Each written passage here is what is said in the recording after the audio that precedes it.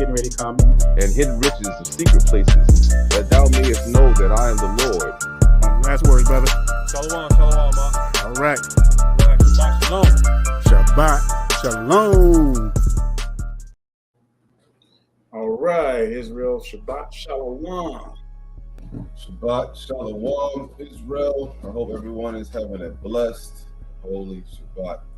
Welcome back to the Brotherhood with myself and Brother Daniel again. Brother Daniel. All praises to the Almighty. And so y'all know how we like to do. Get that sound check. So if y'all can hear us loud and clear, go ahead and give us a 1 in the comment box. Make sure you can hear us. Wait a few seconds. All right, good deal. We got that 1. All right, so y'all know the subject. So we're going to be doing part 2 of the end result of Torah breaking. This time we're going to be talking about weak men. I have a video clip that we're going to show you as well, and then we're going to discuss that, and then we're going to use some precepts scriptures to really show you what's really going on with these brothers. All right, but first I want to go ahead and start off. You know how I like to do. We like to jump right into the scriptures. So go ahead and turn your Bibles to first. I'm sorry. Let me go back right quick. The Psalms. Go ahead and go to Psalms 19. Psalms 19. That's the first one I want to do. And let's look at verse 9.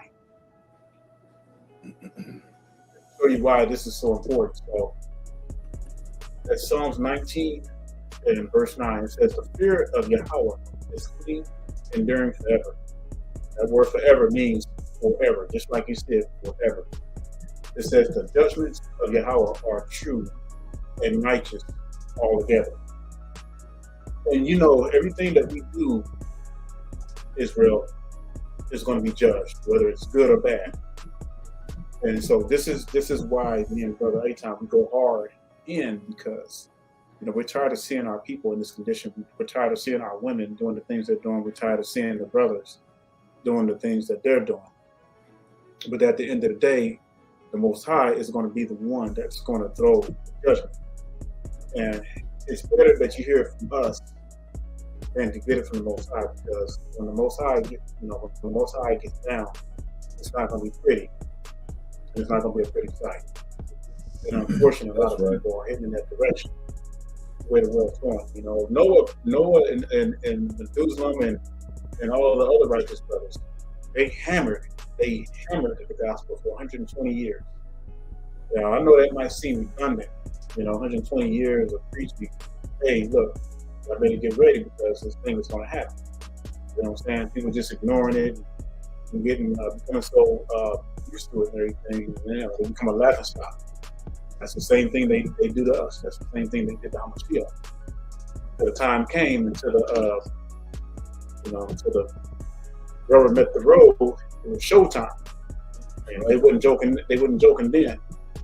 Out of all that, only 8 people, y'all. Out of probably who knows how many people were on this earth at the time, probably millions, probably billions.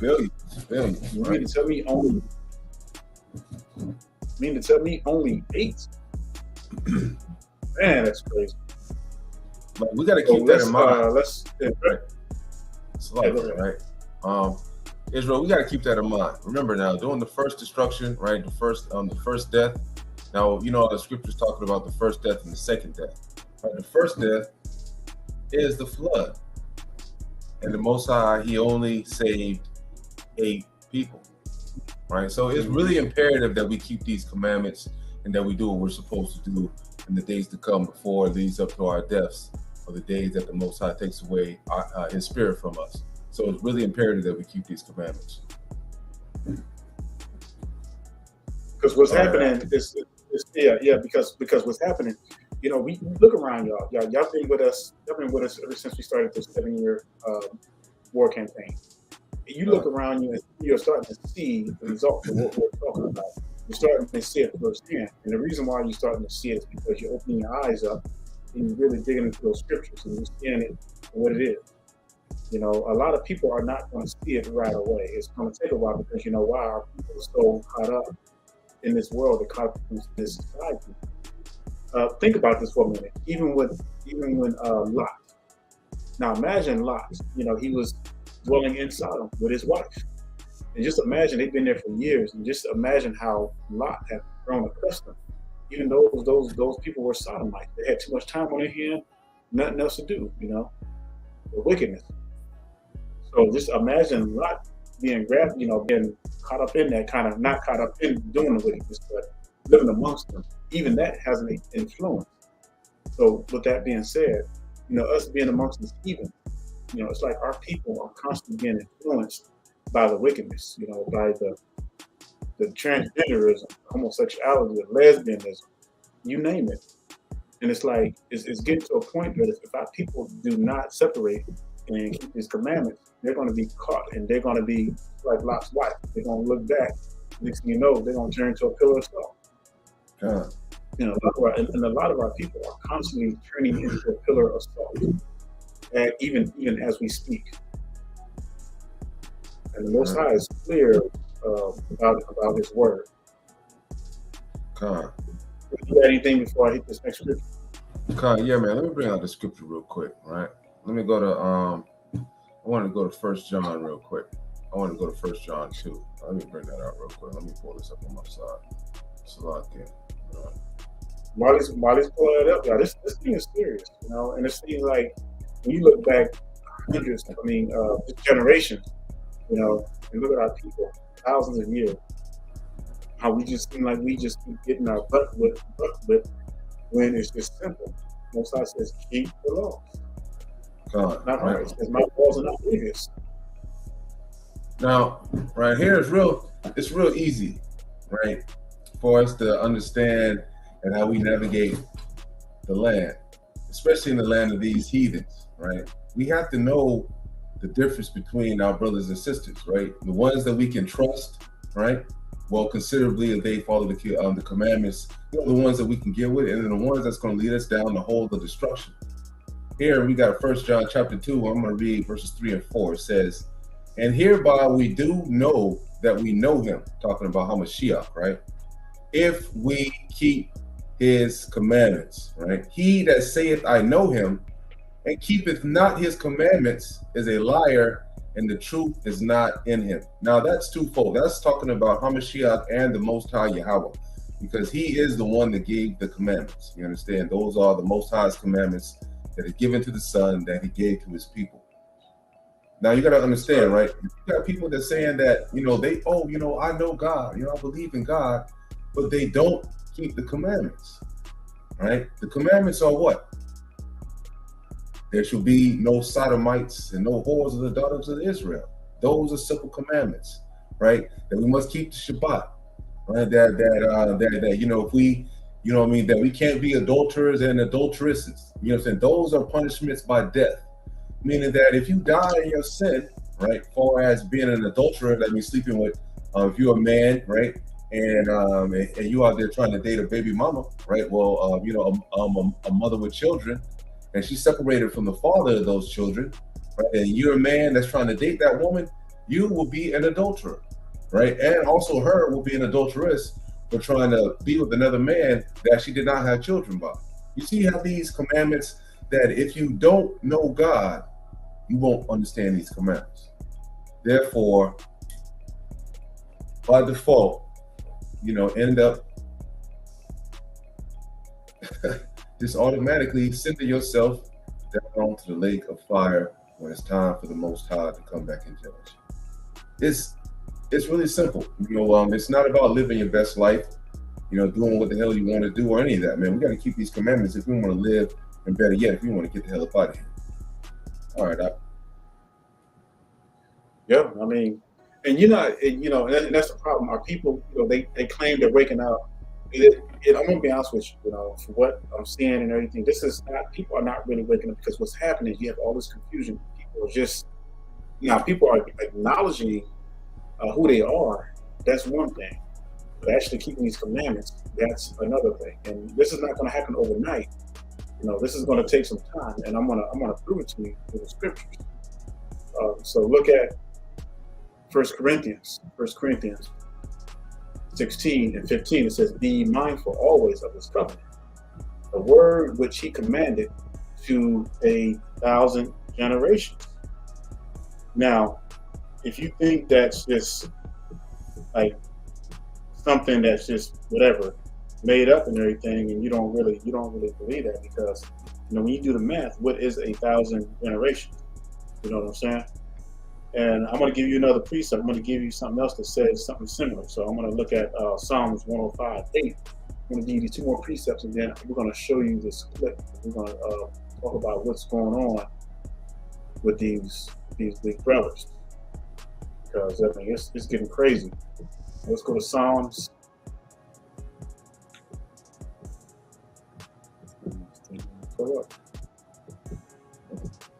I'm having issues. Hey, brother, can you pull up Psalms 105 verse 8? Con, I got you. Yeah, he froze on me. I might have to restart it.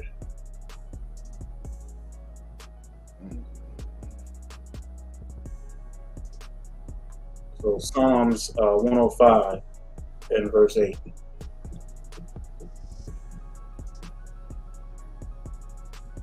All right.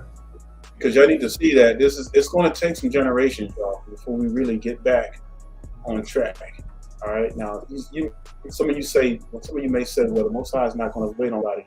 Well, guess what? His word is facts. If he says that unto 1,000 generations, that's exactly what he means. Let me make that bigger so I can read that. All right. So it says that he hath remembered his covenant. This is Psalms 105, verse 8. He hath remembered his covenant forever, the word which he commanded to 1,000 generations. All right, let's get another one. Brother, if you can pull up Deuteronomy 7:9. Gotcha. Deuteronomy 7:9. And after you pull that up, I'm gonna set this Dex.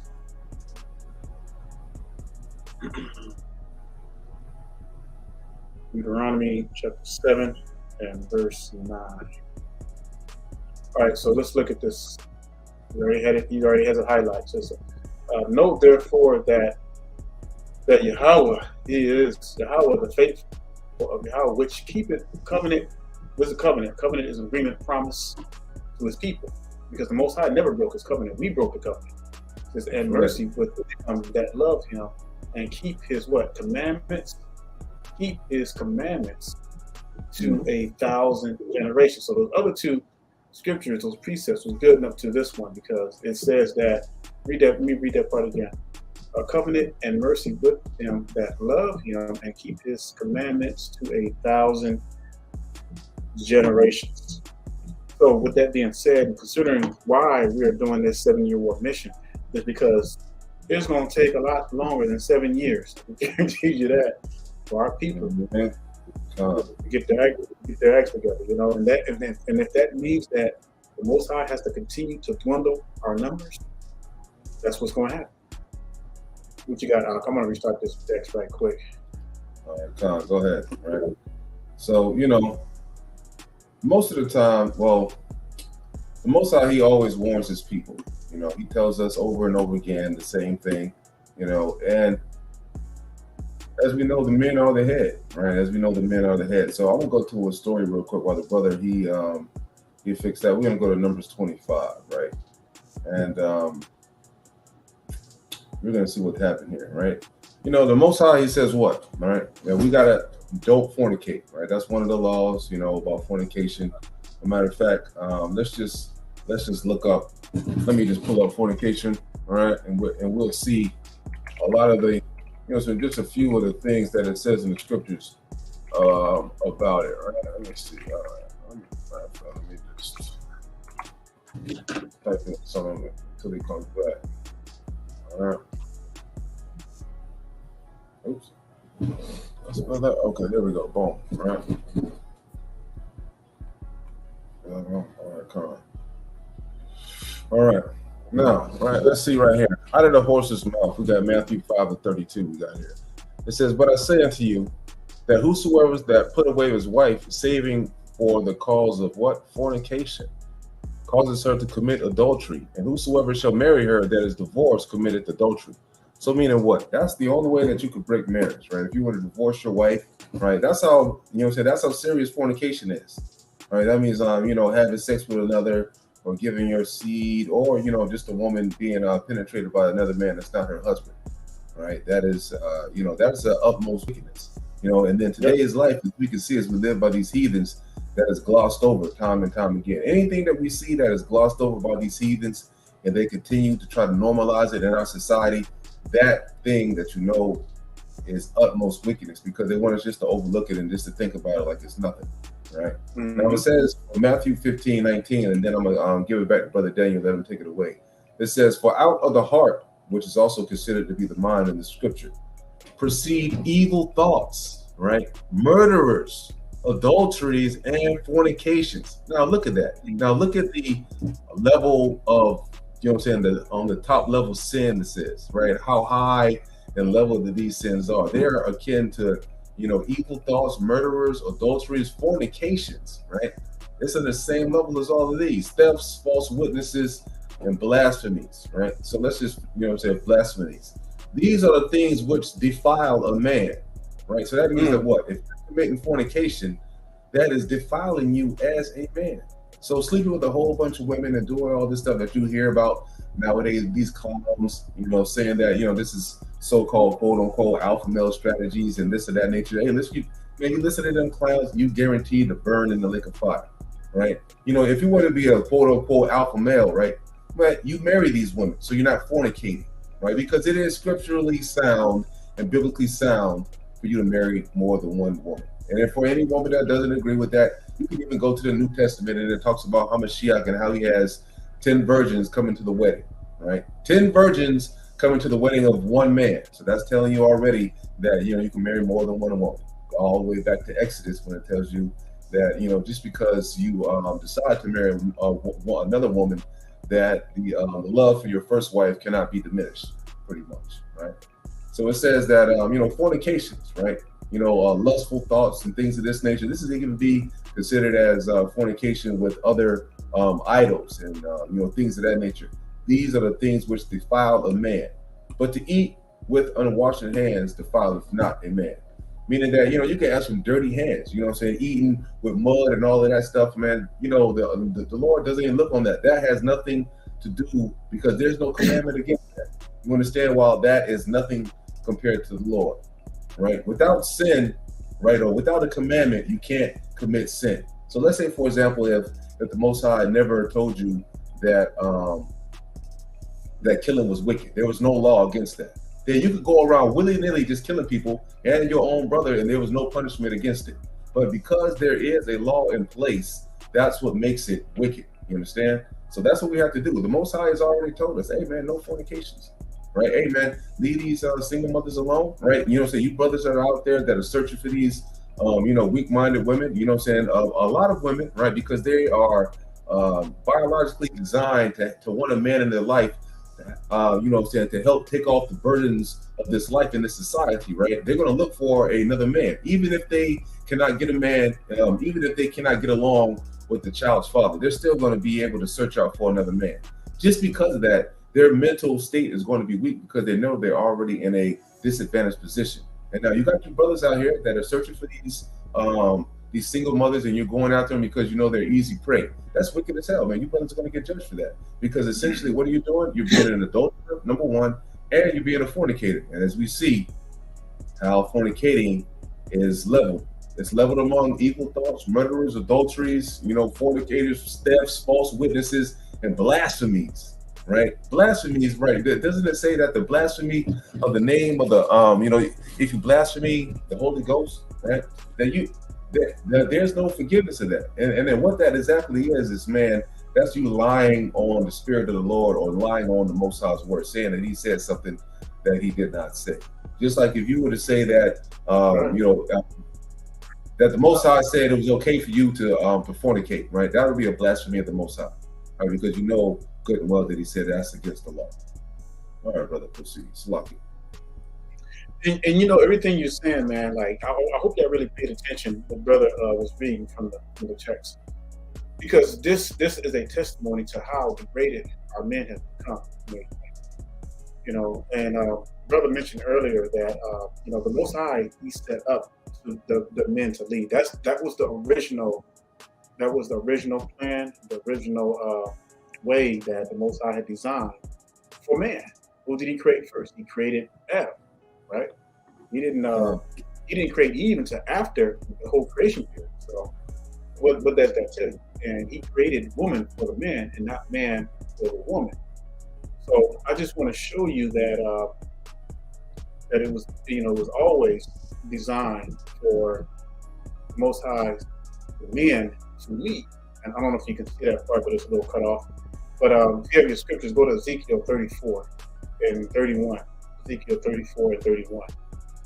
And it says, and ye my flock, the flock of my pasture are men, and I am your God, saith Lord God. So the heathens, our enemies, knew the whole deal. Now I'm telling you, the elites, the ones who are ruling this world, like it says in Job, the world is given into the hands of the wicked.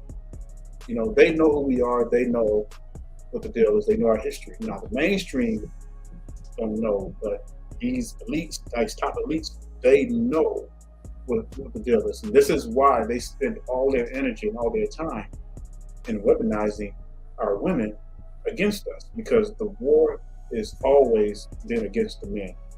Okay. You can't get around that. No one can come on here and try to prove that the war is against the women, because it's not. You know, the women has always been rewarded and incentivized, you know, against the man. You know, even in the court system, for the most part, I can say it, which is facts. And you can fact check this yourself, but for the most part, in some cases, the favor is to the man, depending on the condition of the woman. But for the most part, even the court system is for the woman. And so, I mean, that's why they built all these prisons. That's why they spend so much time emasculating our people, especially the men. And why do you think in Hollywood, you know, they always have the men, black men, wearing the dresses? You don't see them do this stuff. Okay, granted, you may see once in every blue moon of a white dude wearing a dress. You know what I'm saying? But they always focus on our people. Everything they try to do that's wicked, they try to focus on our people. Black Lives Matter was a plot to destroy, especially the men. That's what it's all about. So when you read in the scriptures and throughout the scriptures about the priest and how the order was set up, the order was set up for the men to lead. And now that society has totally degraded that and everything, now we're left with a bunch of mama, baby boys raised up from the ground up by women, with no men in the home, different sets of fathers. And just, I want y'all to just imagine something right there. Just, and some of you probably grown up in a home where maybe, you know, you had siblings that were by different fathers. Can you imagine how confusing that is? To grow up with siblings and y'all don't even have the same father? I mean, that is just so mind-boggling, because, you know, what if that, you know, your brother's father brings his son a gift, then he don't get nothing, you know what I'm saying? Or something, whatever. It's a mess, y'all. And y'all see what it causes. And what happens is that over time, over decades and everything, these men, or these young boys, they take on the emotions of their mothers. And guess what happens when they grow older? They never get rid of that. They keep those same emotions. And this is why you got so many of our youth brothers on the streets killing one another. Over what? Over territory, over some emotional stuff. Right. You know what I'm saying? Grown ass men acting like women and killing one another. I mean, this stuff is crazy, y'all. It's out of hand. I'm telling you, man, that stuff is just, you know, outrageous. And then just to further add on to that scripture, it says, and ye my flock of my pasture are men, and I am your God, saith the Lord God. Right? You know, I just want to add on to that. You know, and that's why me and Brother Daniel, man, we stress so heavily against, you know, women teaching the scriptures. You know, we got these, sisters being pastors and things of that nature. I mean, like, if you're a brother and you're condoning this stuff, man, you're a weak man, right? You know what I'm saying? That's the essential because you got to realize that what the scriptures say that this is a spiritual battle, right? That we have wickedness in high places. Hey, man, hey, do you mind pulling that scripture up real quick? In Matthew, you know what I'm saying? Spiritual, Ephesians 6. Yeah, Ephesians 6, I believe. Yeah. Okay, it's lucky, right? This is what we have to deal with here, right? You know what I'm saying? We have all types of warfare that's on the front. Now, if you're a brother and you're supporting these sisters out here, they're they shouldn't be on the front lines of spiritual warfare, right? The front lines of spiritual warfare are for the men, right? This is a literal battle. This is a literal battle. We don't need women on the front lines trying to teach the scriptures, because this is a literal battle. Ephesians 6 and verse 12, it reads, "For we wrestle not against flesh and blood, but against principalities, against powers, against the rulers of darkness of this world, against spiritual wickedness in high places. Wherefore take unto you the whole armor of God, that ye may be able to withstand in the evil day, and having done all to stand." Right? So going back to what the brother was saying, the flock of the Most High are the men. The men have always been, for example, right? When they were in the, when Moses was in the wilderness and they had to fight, right? Moses had to hold his hands up, because the Most High did not absolve him of responsibility. Even though he was 80 plus, he was in the wilderness. The Most High had put the lives of the Israelites in the strength of Moses' hands, his ability to keep the staff raised up. That's a real man. He's 80 plus. His lives, the lives of the Israelite people were in the hands of a man, in the strength of him being able to hold that staff up. You had other men come down there and hold Moses' hands up to keep the staff raised so we could fight and we could win the battle, right? Over 2,000 years later, here we are in this community, right?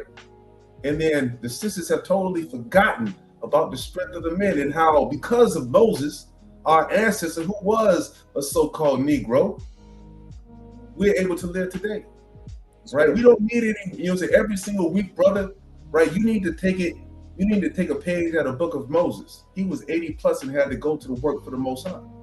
80 plus. The Most High put him in the work. There is no laying down when you get old. There is no slowing down when you get of age, right? You need to pick it up. You know why? Because that's when his time is close. Death is knocking at your door.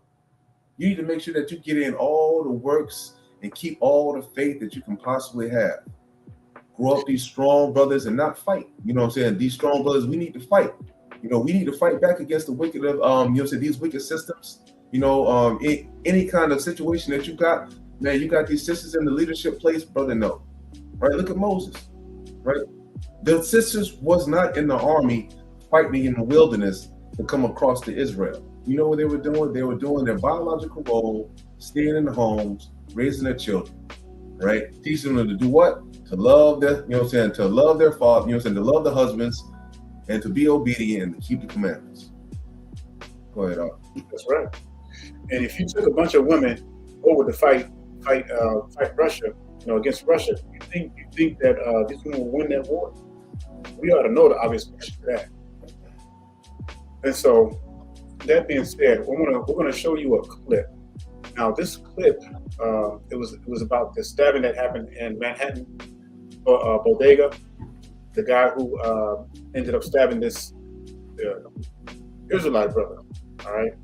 So the whole story goes behind the woman, the sister, her ET card, whatever, got denied. She was trying to get a snack and went forth and everything. They said it was an altercation, so they said that the dude said that, hey, you can't, you don't have to pay for this. And I guess he took the bag of chips out of the little girl's hand, her daughter apparently. So, apparently she goes out and tells his weak man, oh man, you won't let me do this, and then being this dude, I know he's a baby mama boy, emotional, gets all emotional and everything, and decides to become an attack dog for his woman. But let me show you the video right quick.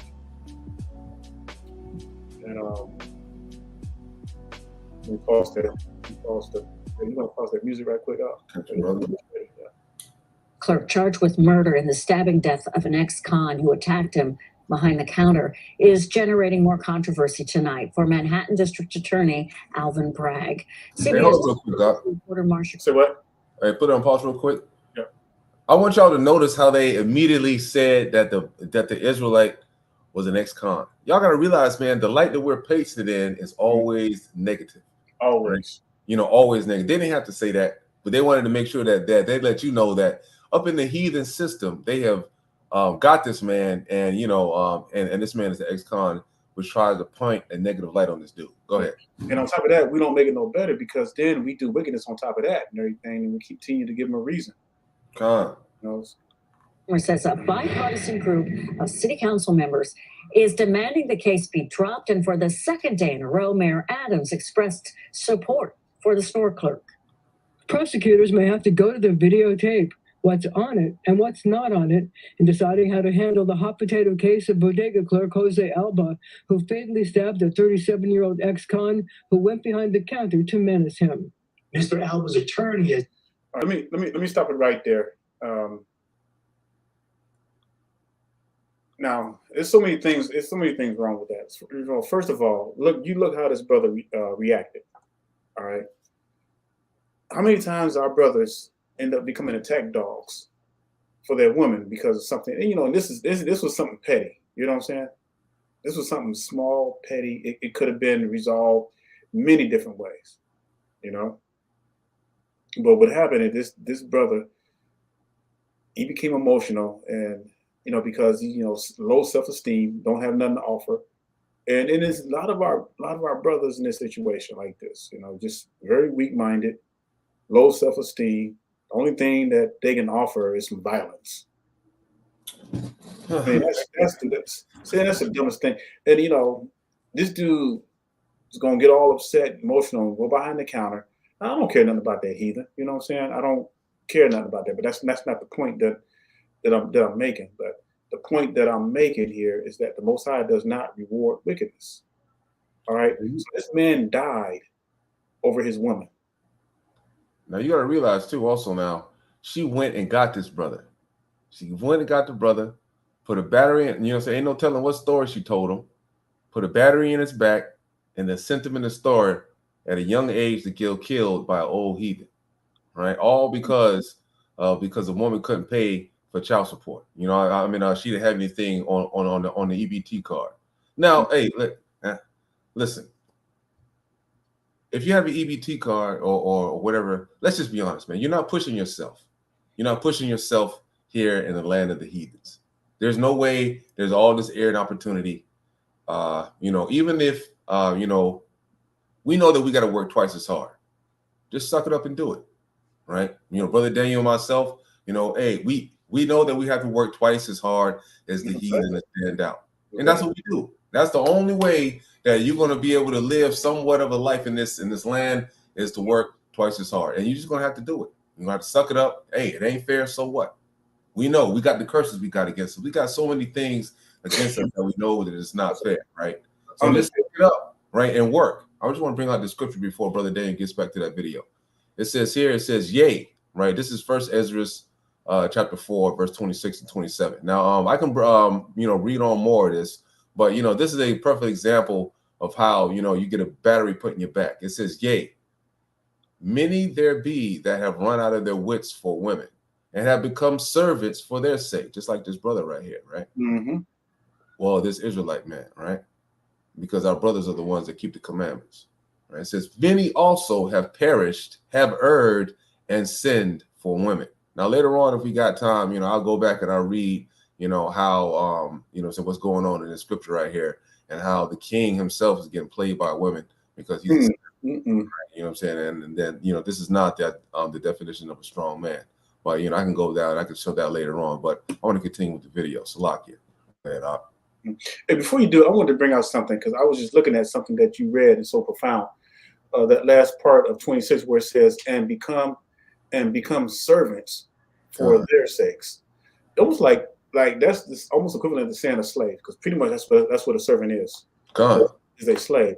So a lot of these weak brothers end up becoming slaves for their women, watchdogs, and everything. And I just thought that was very interesting, that how the verse says that, because It's like never in history have we ever dealt with that kind of stuff until now.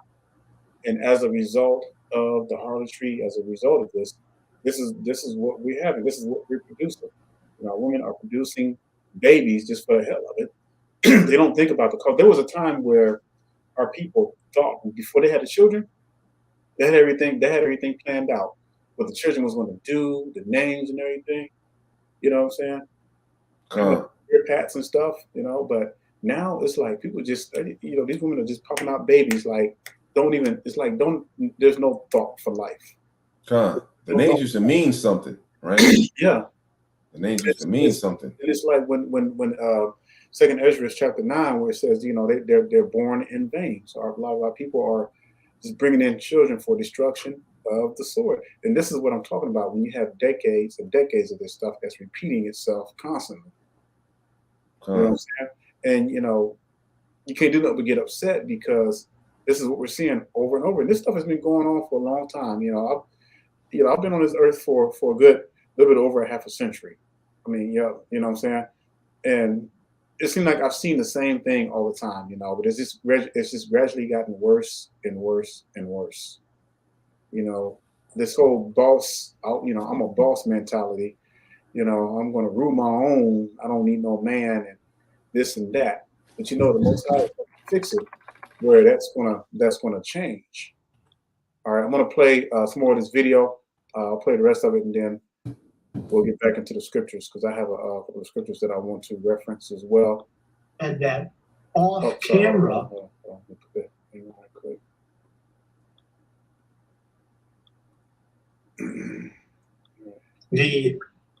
The person that came behind the counter, his girlfriend showed a knife, and that's why deadly physical force was needed. Brian Wagner, a defense attorney who spent 7 years as an assistant district attorney in Brooklyn, telling CBS 2 that the case will probably hang on whether Alba's decision to stab 37-year-old ex-con Austin Simon was proportionate to the threat.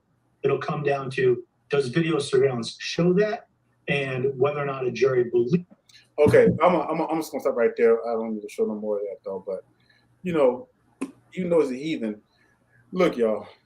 Yeah, you got to be careful because I don't care. Like Most High don't reward wickedness. So if you're gonna go and use your emotions and brothers, and make sure y'all share this video, hit the like button too. Share this stuff. But these brothers who are like this dude right here, they don't think. They don't think before they act. They act out of emotions, and that's why it's so important to have a man in the home, because a woman cannot teach a boy how to be a man unless he has some men in his life during his time. That's the only way. But a woman trying to raise a boy to a man by herself, yeah, you're going to raise him, but he's not going to have those attributes of a man. He's going to only have the one-sided emotions and everything. This is why the Most High had the balance for a reason. That's why it was there. It was there for a reason. And now we're in this ruck where we're seeing all this stuff, and it drives me crazy, y'all. It really does. And it's like I wish our people could really see what I see, what me and brother Atai see, and been saying all this time. You got anything, brother? I'm gonna go to Proverbs. Well, I wanted to read the scripture real quick. Romans 6:23, right? It says, "For the wages now this should be a popular one, right? Even for those that came out of the Christianity, so for those that came out of the I can't even say the word. For those that came out of the Christian church, right? It says for the this is Romans 6:23. For the wages of sin is death, but the gift of God is eternal life through Yahweh Shai HaMashiach, our Lord." Right now, it says the wages of sin is death. That brother, you think that brother was keeping the commandments? Right? Did you see him rocking any fringes? No, he's coming over there. We already know that brother was not keeping the commandments, right? And that means that what? That you're just out here living wild and unchecked and lawless, right? Because the commandments are for the lawless, and we are the lawless. Yep. Right? So for us to keep those commandments, you would move in wisdom. You have to be what? Slow to anger, right? That's what the scriptures say. right? You got to be slow to anger, slow to wrath, things of that nature. Now, if that brother has read the scriptures and he was keeping these laws, statutes, and commandments, he would have been in the word. He would have known it would have been slow to wrath, slow to anger. He would have read in the scriptures that all wickedness is but little wickedness to a woman. Meaning that, you know what I'm saying, these women out here, you know, they're going to do stuff like that to get you in the stuff. They've been doing that all their life, right? Yeah. That's the stuff that they do, right? If they can't have their way, while I say provided you don't have your righteous woman, but a lot of these women, if they don't have their way, they're going to stir the pot, right? They're going to stir the pot to get their way, or they're going to get some kind of revenge against you, right? Because it's already a grand scheme of this hate all men situation. And it seems that the Israelite woman is at the head of the forefront, right? She's at the head of the war, even though, in this country of millions, right? We only have 21 million Israelites. I mean, we have hundreds of millions in America, right? And of that, we have a small number of sisters. How in the hell are they leading the charge? It doesn't make any damn sense, right? Go ahead, brother. Well, you know, it's interesting you said that, brother. So I want to give you one of the main reasons why they're leading the charge like that. So when you look at the agenda of social media, Hollywood, I don't know if y'all noticed, but there's been a big push like women, superiority, this feministic movement that they've been pushing, and you're seeing it all the time, everywhere. You're seeing it. So what's happening is that they're putting these women in these manly roles, like that movie we talked about the woman king, I mean, it's just wrong. And now they're saying that with that new Black Panther movie, that little girl's gonna be the king. You know what I'm saying? So they've been pushing this agenda. We got to get to the point where we got to stay away from all that stuff, because that's what they're pushing for our children. And see, our children are seeing this stuff, and it's being invested. Remember how those cartoons you used to look at when you were little and stuff like that? They had those subliminal messages in those cartoons, and they're doing the same thing with the TV programs today and movies today. They're getting ready. They're preparing you, and they're trying to completely destroy the order of the men in Israel, and it's against Israel. They don't give a damn about their own people, because they're collateral damage. It's us. Why? Because they do not want us to keep the commandments. Because once you start keeping the commandments, all hell's gonna break loose. All hell's gonna break loose. Hey, you know what too? And that's why they want to stay on this earth longer, because and that's why they put so much wickedness on us. They put work in everything. They push everything on our people. Speaking of those movies and stuff like that, right? Just to go into that just a tiny bit. Mm-hmm. It's like I'm saying, right? It's the sisters that are doing it. Like if you're a woman and they are, they seek to take over the seat of the man, right? These sisters shouldn't want to do these movies, right? Hey man, if you know that our community is in turmoil, is in trouble, and we got a mass situation of damn near 80% of y'all not getting married because brothers just ain't want to deal with it. Because we got that, because y'all got that stigma on you, the strong Black woman. Why the hell you doing dumbass stuff like woman king and the woman she want to, what I'm saying? It just doesn't make any sense. And it's sad that we can't see it, right? Because this is the exact same thing why the Most High said that the woman should not lead, is because Adam was not tricked by the serpent. The woman, what she's doing right now, the same the serpent sees in these wicked ass heathen, right? The woman is still continuing to get tricked by the serpent seed. She's still, it's like we're going through it all over again. The same thing that happened in the garden, we're going through it right now. Man, you're eating the fruit. Yep. You know what I'm saying? Take the fruit out your damn mouth. Take it, just step away from it. Just get rid of the fruit, just take away from it, step away from it real quick and regain your sense and see what the hell's going on. Is it worth it? It's not worth it. And he's there, and these sisters don't realize that they're damn destroying us. You're saying due to their greed and their want to be like the man. That's the same thing that Eve had when she was in the garden. She wanted to be like the Most High. She wanted to have the knowledge and wisdom of the Most High. She wanted to be like the man. She wanted to be like God, right? Because the Most High is a man. You know what's so crazy is that with all this going on, it's like the men are not even standing up against this stuff. It's like a lot of them are for it. And they're just following behind these women like little puppies. You know how a puppy be following his mother, wagging his tail between his leg and everything. That's how some of these brothers are.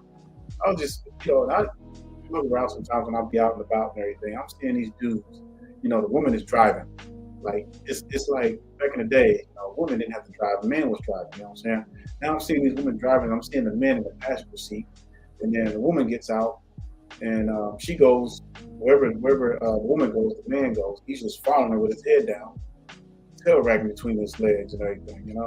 It's crazy, y'all. Just the things that I'm seeing and stuff. In this society with these men.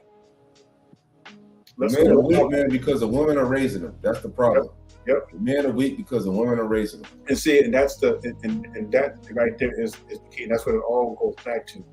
Y'all maybe think that, oh man, all we do is get on the women, but all wickedness points back to the woman. It's just because when you have this type of situation, where did they get it from? How did these men become weak like that? And this didn't happen in one decade, y'all. This happened over a period of 8 decades of this mess.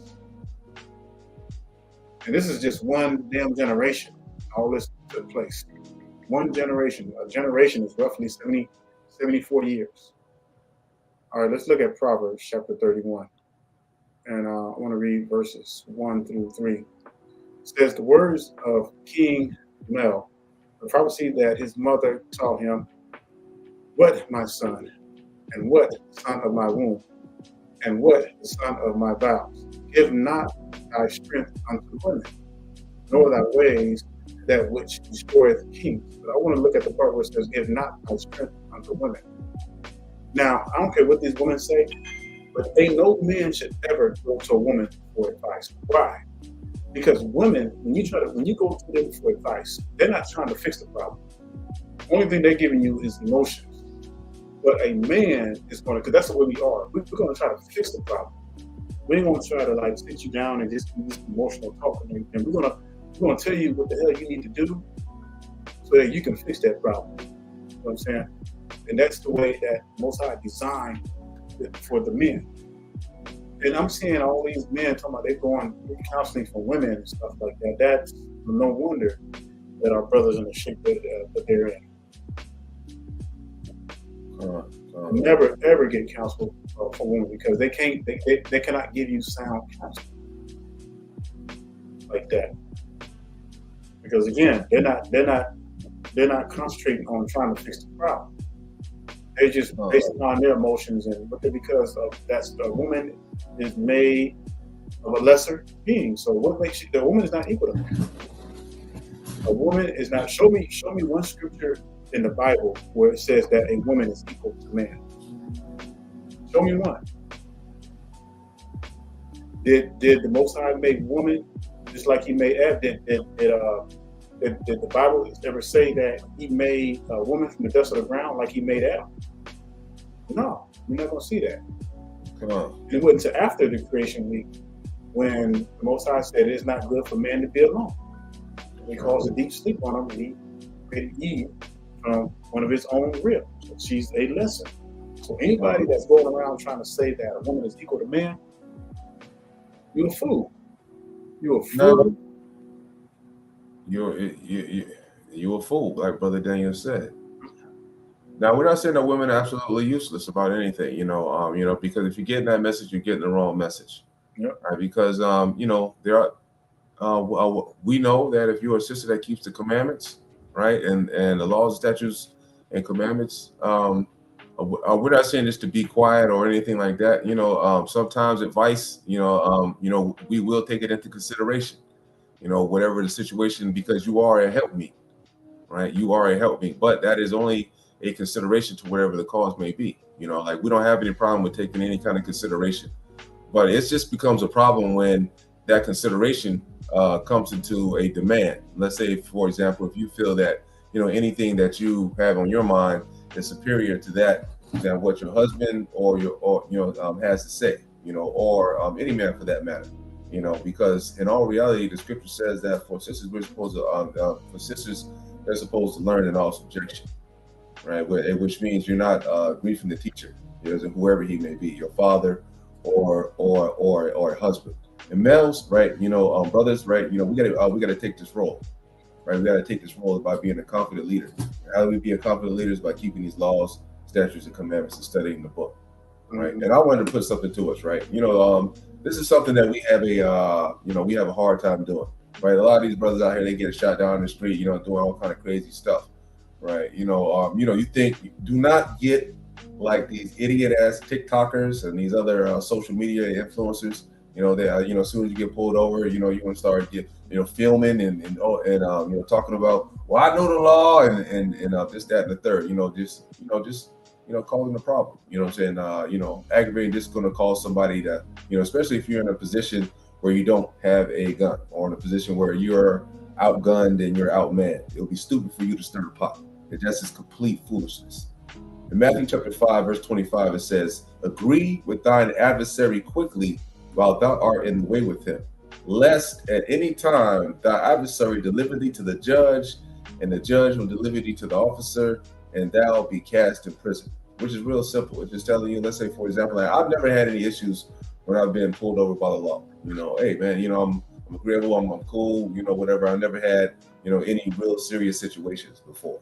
If there is a situation, I know how to, de-escalate the situation. I'm not going to start, if I see the police, he pulled the gun on me, I'm not going to be like, oh, nigga, you got me, and start going crazy, because that's ain't going to do nothing but make that heathen nervous when they're naturally afraid of us in the first place as being the most superior people on this earth.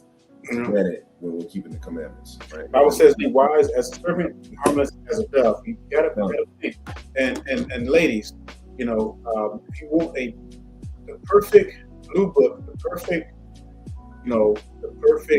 architect blue book on how a woman should be, Proverbs 31, that same chapter that I am reading out. That is your blue book right there. All right, you should read that back and forth, front to back, every day. You should make a habit of reading that chapter 31 every day. Matter of fact, that should be your devotion every day. And Titus 2 and 12, Titus chapter 2, the whole chapter. Those should be your chapters that you should be really concentrating on. But nobody wants that. Nobody wants to be that. No woman is like that wants to be that wife that's going to obey the law, do exactly what is commanded of her to do. And like Brother Eitan said, we're not demeaning women. We're not dogging out women. We're just telling you, showing you the way things are, and showing you what the scripture says. Of course, the woman has their place. And Proverbs 31 and Titus 2:12, chapter 2 is the perfect example. That's your blueprint.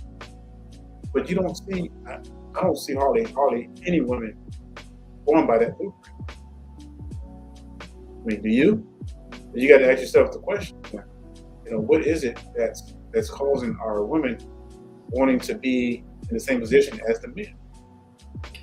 What is this manly spirit that's coming out, and what's going on with we know about the brothers that have this feminine spirit because they're being raised by their mother? It's a lack of like the situation that we're in right now. It's just a lack of hard times. That they don't really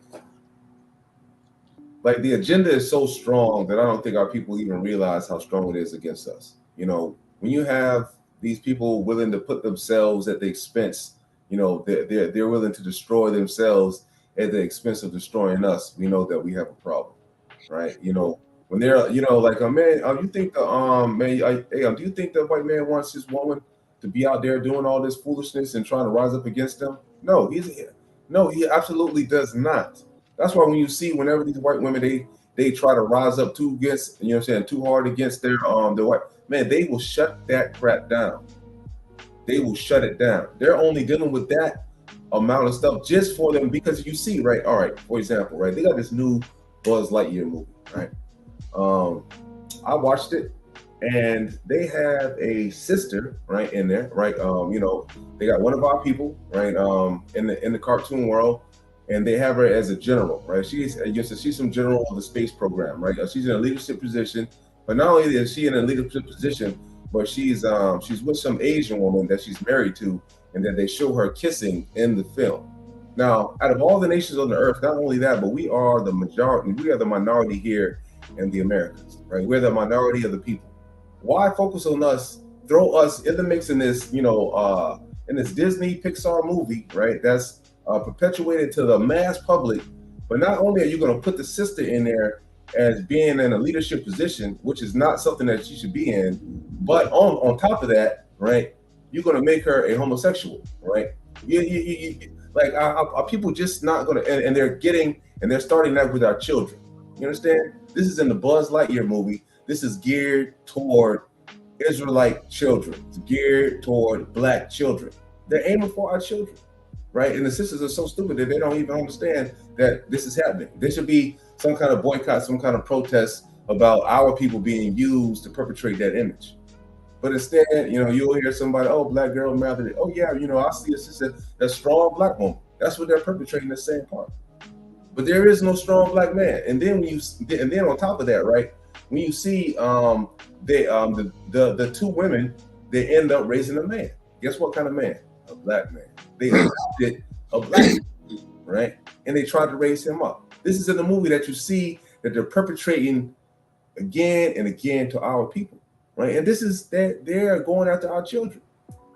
They're going after our children with this madness. And it makes it so easy because the fact that these brothers are being raised by women, and you know, and that's why it's so easy, you know, for these brothers to end up wanting to just live with women. Because think about it. I remember that video we showed, one of our videos. We showed this dude. He was like 40-year-old. I'll be right back. I'll be right back.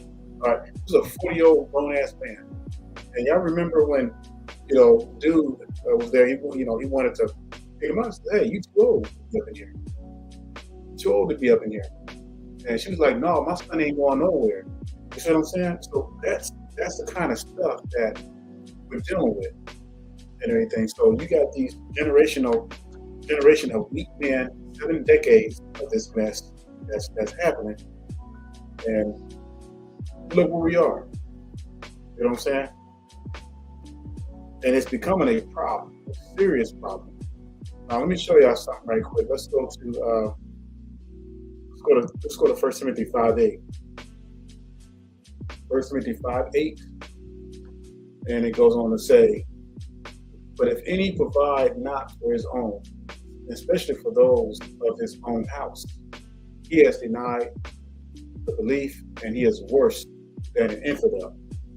Now, me and Brother Aton, we've been telling brothers, stay away from women with children. Look, if you don't have your own, then you need to work on getting your own.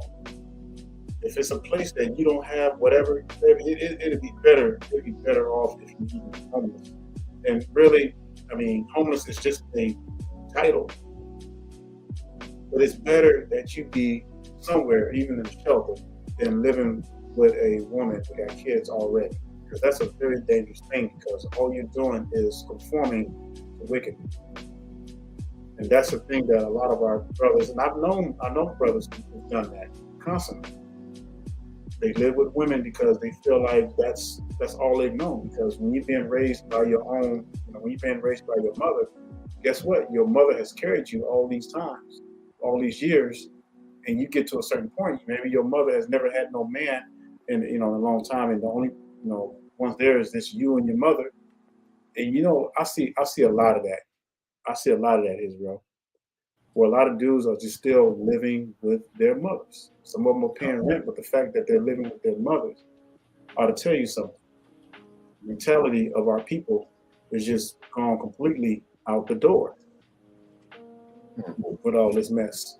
Now, this is what I will say, right? For you brothers out there, let's say even if we got younger brothers that are listening, right? And you happen to be raised in, getting raised up by a single mother, right? Mm-hmm. Hey, man. Now, as far as the moving out situation, sure, right? you could move out. That would be expedient. But I wouldn't. Here's like Brother Daniel and myself. We try to go as close to the scriptures as we possibly can, right? So we try to advise our people to do what's close as possible to the scriptures and that y'all are able to do in this society. So like brothers, brothers. Let's say for example, if you're married or even when you're living with a single mother, right? We need to pool our resources as a people as well. Right, we don't need to be moving out. It's like these Mexicans do, right? They come over here, they got 50 Mexicans in one trailer. You know what I mean? And they just all pulling their money together. All of them driving big boy trucks, stuff of this nature. Hey, the same thing, right? If you a sister out there, and you're repenting, and you happen to be a single mother, and there's no way that you can try to mend things with your with the father of the child, hey. Right. Yeah. Hey, keep your legs closed, repent. And then you and whatever child that is that you have, son or daughter, right? Raise them in the commandments the best that you can. And, keep them with you until they get out and get married. Right. So that way we can just, try to work on two things at once. Right. One, we have a problem with our people, the orders not being followed as far as the sisters are not submitted to the men. Right. Like, man, you hear all this nonsense about, oh man, all these sisters that are being separated from the men. Every single woman out here that's separated from her man, I say maybe 1% is you're dealing with a damn fool. But other than that, the only way that there is a disagreement if the woman is not submitting. That means you're being wicked as hell and you're not listening to God. Right? There should never be no argument between a man and a woman. Period. There should never be no argument. The only thing there should be is she listens. He leads and she follows. That's it.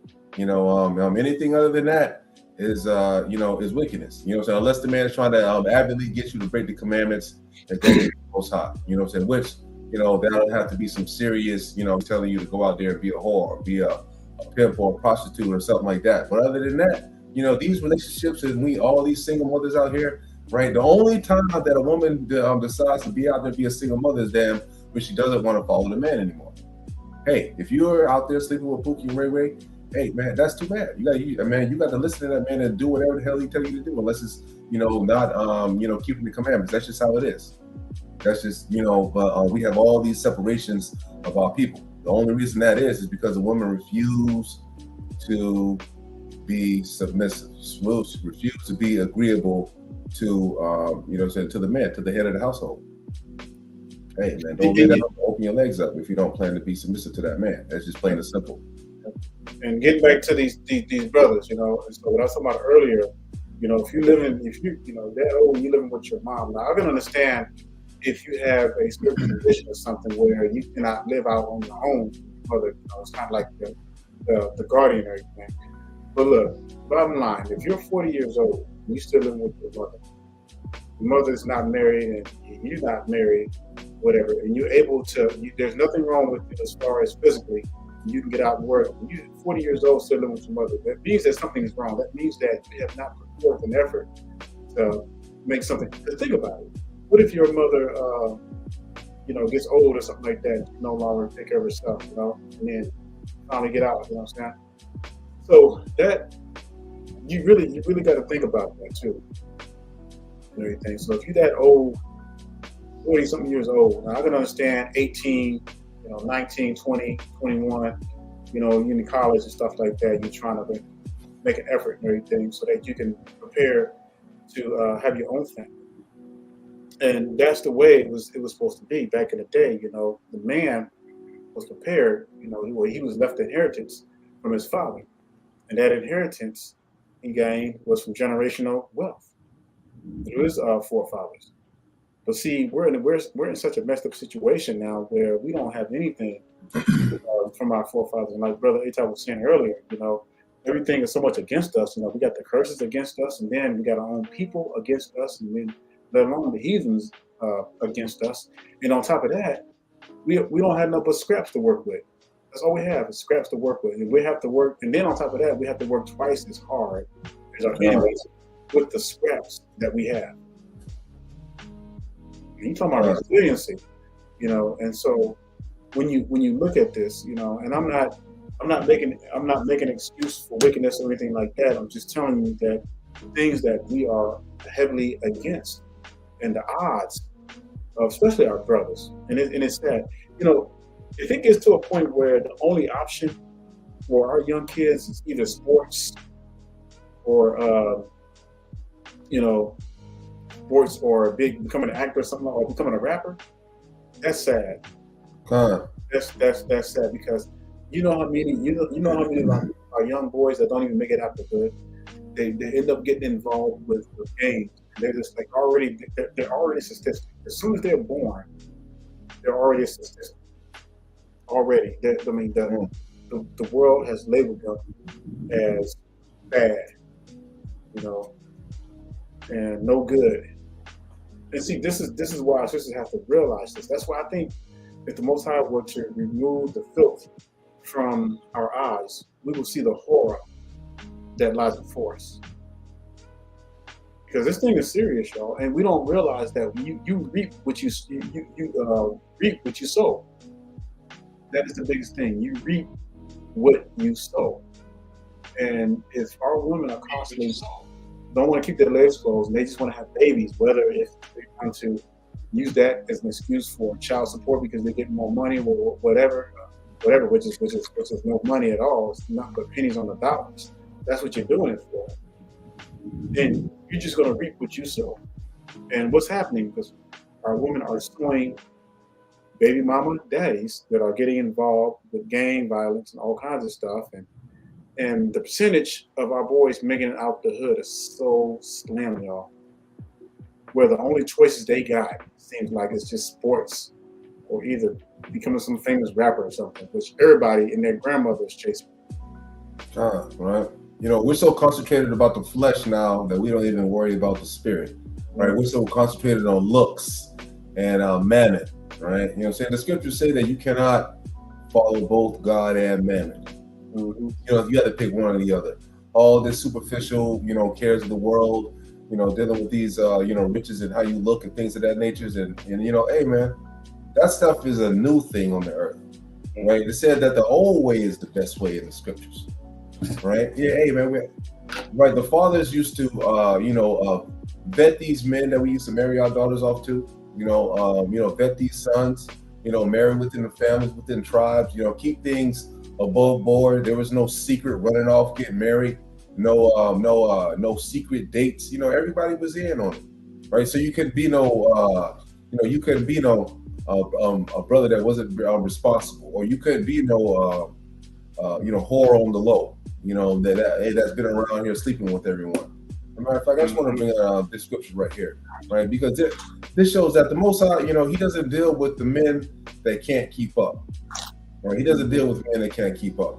Now, in this day, like we know, it may seem like we got, like a lot of the brothers, they might try to, venture out. We got some brothers here that are venturing out with these heathens, right? They're actually making real live relationships with them and marrying them and giving them babies and all kind of other crazy stuff, right? And your brothers just can't do that, right? The Most High, he is not, he's not one that's going to, he's not down for interracial mixing.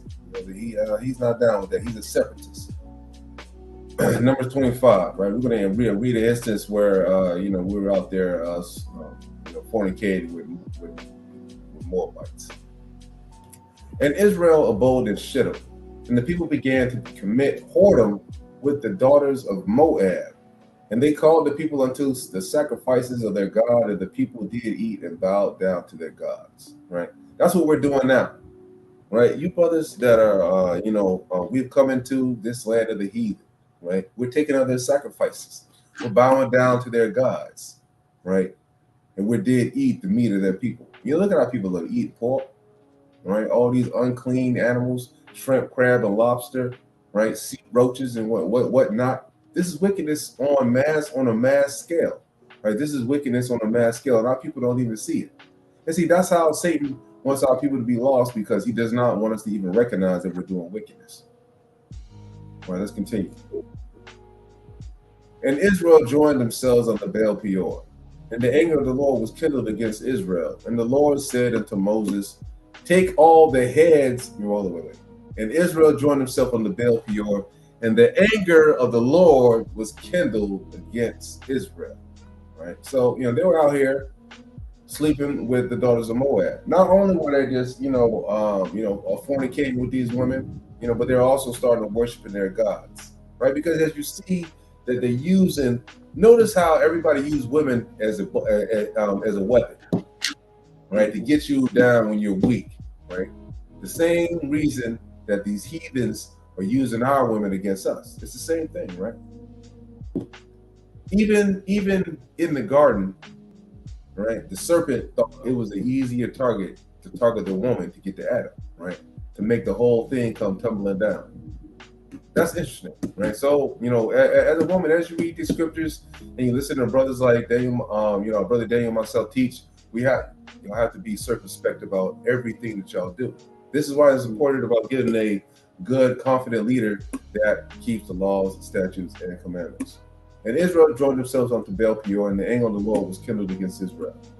And the Lord said unto Moses, take all the heads of the people, meaning he's going to behead those wicked niggas that was laying around and worshiping those strange gods with the women of Moab, and hang them up before the Lord against the sun. Put them chopped off heads up in the sun and turn them into raisins. That the fierce anger of the Lord may be turned away from Israel. And Moses said unto the judges of Israel, right, slay ye every one his men that were joined unto Baal Peor. And behold, one of the children of Israel came through unto his brethren, and a Midianitish woman, in the sight of Moses, and in the sight of all the congregation of the children of Israel who were weeping before the door of the tabernacle of the congregation. And when Phinehas, the son of Eleazar, the son of Aaron the priest, saw it, he rose up from among the congregation and took a javelin in his hand, and he went after the man of Israel into the tent, and thrust both of them through. And the man of Israel and the woman through her belly. Stabbed the hell out of both of them. So the plague was stayed from the children of Israel. And those that died in the plague were 24,000. Now, personally, I believe that was some kind of sexually transmitted disease, because what were happening in the very beginning that caused the plague? The people began to commit whoredom with the daughters of Moab. Right, so that's more than likely how that plague even spread. Most likely. So the Most High, man, he doesn't play. Man, hey man, we need to keep it together. Right, man, you can't be laying down with these, heathens and committing all kinds of whoredoms and things of that nature. Man, the Most High is going to come through and judge us. Right, a lot of brothers die every day, just like that. What was that one dude that was they got choked out by the police? I don't mean to talk ill of the dead. What happened? You talking about the kid that got shot 60 times? Nah, it was a brother that got choked out by the police, man. He was about to marry a white woman. Oh, Gardner. It was a Gardner, I think. Yeah, one of them, right?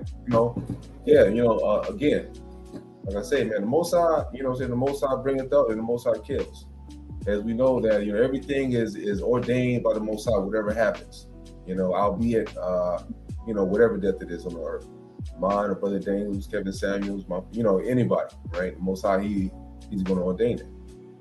So you got to look at it, right? When you don't keep these commandments, and I'm not saying that, sometimes the Most High just might kill you to save you from the tragedy that might be happening in the future, to make sure that you don't go off. You don't know. The Most High decides to take his spirit from you whenever he feels the need to, right? But a lot of things like this, dude, he can't expect the Most High to be looking looking out for him when the scriptures say that you're supposed to agree with your adversary speedily when you're in the way with him. Not only that, right? You're not supposed to be intermixing with these heathens as men. Man, we have to stand with each and every brother, man. That's why these actions that we do as men, they are seen, right? They are seen and they are recorded by the angels, right? They're seen and they're also recorded by other men. So you can't be out here living a life of wickedness and you don't know who you're being an example to. Another brother might look up for you, might look up to you in your wickedness, thus pouring mortal sin and destruction upon your soul when it's time for you to be judged. A lot of these things are just, you just have to really pay attention. I want to bring something out because you read a video on a while back ago when Aaron's grandson, when he thrashed the spear through him and his heathen wife and everything, his heathen woman, he was floating around the camp and everything. Now I hear a lot of women complain all the time about why are men, getting with these heathens and things like that. Now, I don't excuse that, and I don't condone that mess. It's nothing like our own people. Now, but just hear me out, because I've counseled many women on this thing, because they always ask me, well, my son is interested in the heathen. Why is that? So the first thing I find is, okay, so first of all, is the kid's dad around? No, he's not been in her life, and I admit that I didn't allow him to be such and such and everything. And I asked him, I said, have you talked like really bad about his daddy in front of him? And he's like, and they had to admit that they did. So a lot of times what's happening, and this is decades of this stuff going on. And sisters, that's why, like, when you start talking bad, first of all, you having babies, by different dudes, and then you're talking bad about these dudes in front of your kids. Well, what do you think that's going to do to them as they grow up? You know what I'm saying? They constantly hear that black men ain't shit, black men are dogs. I'm just telling you that the words that are coming out of these women's mouth all the time. Men ain't shit. These black men are dogs. They ain't nothing. They're gonna never amount to nothing. What do you think that does to a kid when they hear that constantly, especially a black kid? You think they're gonna want a black woman because they feel like they're gonna get chastised by their own women. They feel like they're gonna get dogged out constantly. So a lot of them are just going towards the heathens, and it's sad that it's getting to that point. Cause and effect. Y'all know the whole theory about the cause and effect. So anytime you do something, there's going to always be an effect or cause from that. You got to get that through your heads, especially the sisters. Anytime that you decide that you're going to talk crazy or bad, then he could be a piece of crap. You know what I'm saying? He could be a deadbeat. But the fact that you talk crazy about these men, these black men in front of their children, they're gonna look at like, okay, well, all black, they're gonna see it. We know that all black women are not like that. Okay, we know that, but that's not the way these children are gonna see it. They're gonna think that all black women are gonna just dog the hell out of black men. So it's like, their self-confidence is already low, blown away and everything with all the odds against them. They're coming up in a crazy environment that hates them. Their own people hates them. The races of people hate them. And they're thinking like, man, like our own people don't even like us, so they turn to the other races for women. And this is increasing, y'all. I mean, is it not increasing? You're not seeing this thing increasing. And so you got to look at where the problem. I always like to look at where the root of the problem is coming. All right. Again, I'm not excusing. No, we and the scriptures are clear about our people, getting with these heathens. We are not. That is totally against Torah. But the situation that we're dealing with our, a lot of our, women talking bad about their fathers in front of their kids is not helping. And generations of this, decades of this stuff. And you wonder why the hell that your sons and daughters are going off and marrying heathens. Absolutely. 2 and 2 together. Do the math. And I just want to bring this out real quick. This is 1 Thessalonians 4, 7, 8, and 9. Right? This is Brother Daniel and myself. This is one of the reasons why we why we bring this stuff out. And I want you all guys to understand that, because sometimes people, they try to blame me, Brother Daniel and I say, oh, that you two, man, brothers, y'all hate black women. Right, but you gotta realize 1 Thessalonians chapter verse 7, all right, chapter 4, verse 7. For God hath not called us unto uncleanness, but unto holiness, right? Which means what?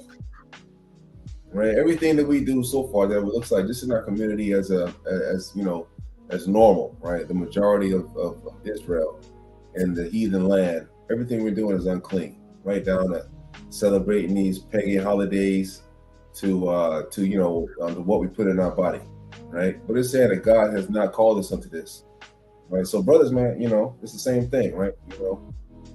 He ain't called us to uncleanness. He called us into holiness. So that means that we have to be separate from what these damn heathens are doing, right? Just imagine like if all of us decided to stop celebrating these heathen days, these heathen holidays. Man, these heathens will be up in the uproar, right? They'll be like, man, what the hell is going on here, man? Black folks, the Israelites, man, I think they're starting to really wake up. When we start coming out of that system. Man, we've been in that system for hundreds of years. We have not yet thought this as a whole, just stop celebrating their holidays. What's wrong with us, right? That's just something small that'll just set us apart because holiness, that's what that is, holiness. Verse 8, he therefore that despiseth, right, despiseth not man, but God, who hath also given unto us his Holy Spirit, right? So the words that me and Brother Daniel are teaching you guys, right? We're trying to explain, hey man, we need y'all to, keep the commandments. We need the sisters to keep their legs closed. We need you brothers to stop supporting the sisters that are out there trying to teach and take the take the positions of men, because the flock of God are men, right? The sheep of God are men. Stop putting the sisters on the forefront where they try to lead the way in the spiritual warfare. Man, this is not for them, right? You know what I'm saying? God, so like, when we preach these words, we don't need brothers and sisters coming against us and telling us that we can do it too. Just because you can do something doesn't mean that you should do it, right? So it's not that you guys hating against us. We're only showing you guys what's in the word. So guess what it says? It says, he therefore that despiseth not man, but Yahweh, who hath also given unto his Holy Spirit. That's a separate spirit. That's the spirit of light, right? Brother Daniel and I would like to consider ourselves, we have the spirit of light and not darkness, because we keep the commandments, which is what light is, right? But as touching brotherly love, ye need not that I write unto you, for ye yourselves are taught of God to love one another. And we know for a fact that we should love one another. Go ahead, Al. Which is keeping the commandments. And you bring that up, and what's the opposite of love? Hate. So how do we hate ourselves? When we go against the commandments of the Most High, that is the highest form of hate right there. Because then everything else that follows is going to be destruction. And what are we seeing right now? We're seeing it in real live time right now as we speak. There's a black baby, an Israelite baby being born in vain because some woman or some real wanted to put Cookie Ray Ray instead of just knowing and waiting and knowing her worth. You know what I'm saying? And this is crazy. This is what the Most High had meant for the man, and this is why the heathens work so hard to try to take everything away from us. Look at Proverbs 8:4. It says, "Unto you, O men, I call, and my voice is to the sons of men." So in other words, when the prophets wrote the scriptures inspired by the Holy Spirit, it was through men. This is what the scripture has said. And this is what we're going to have to really get back to. But it's going to take a generation of our men keeping these commandments. And, I don't know how it's going to happen, but we got some serious work to do. Some serious work to do. And if you think this 7-year war campaign is too much or whatever, this ain't nothing. Just imagine how them boys back in the day hammered down for 120 years. No nothing. It's Noah, right? Hey, look, people died of old age. People just died, helping the cause and everything, but they were righteous and they helped the cause. They might have got in like 10 years or 20 years. Some of them might have got in like 80 years. Some of them might only got in like 5 years. But they got it in. They got in the work where they can get it in at. It's the same thing here. we got to get in this work. You know, whether how long we got on this earth, on this flat earth. You know, we don't know when we're going to pass away. That's why we call it the mind of the brotherhood, because if, you know, God forbid, if one of us, you know, something happens, you know, the other brother can carry it on. You know what I'm saying? So this work is going to continue, and this is why we're encouraging these brothers to really stand up with us. Instead of trying to fight against us, stand up with us. Stand up against wickedness.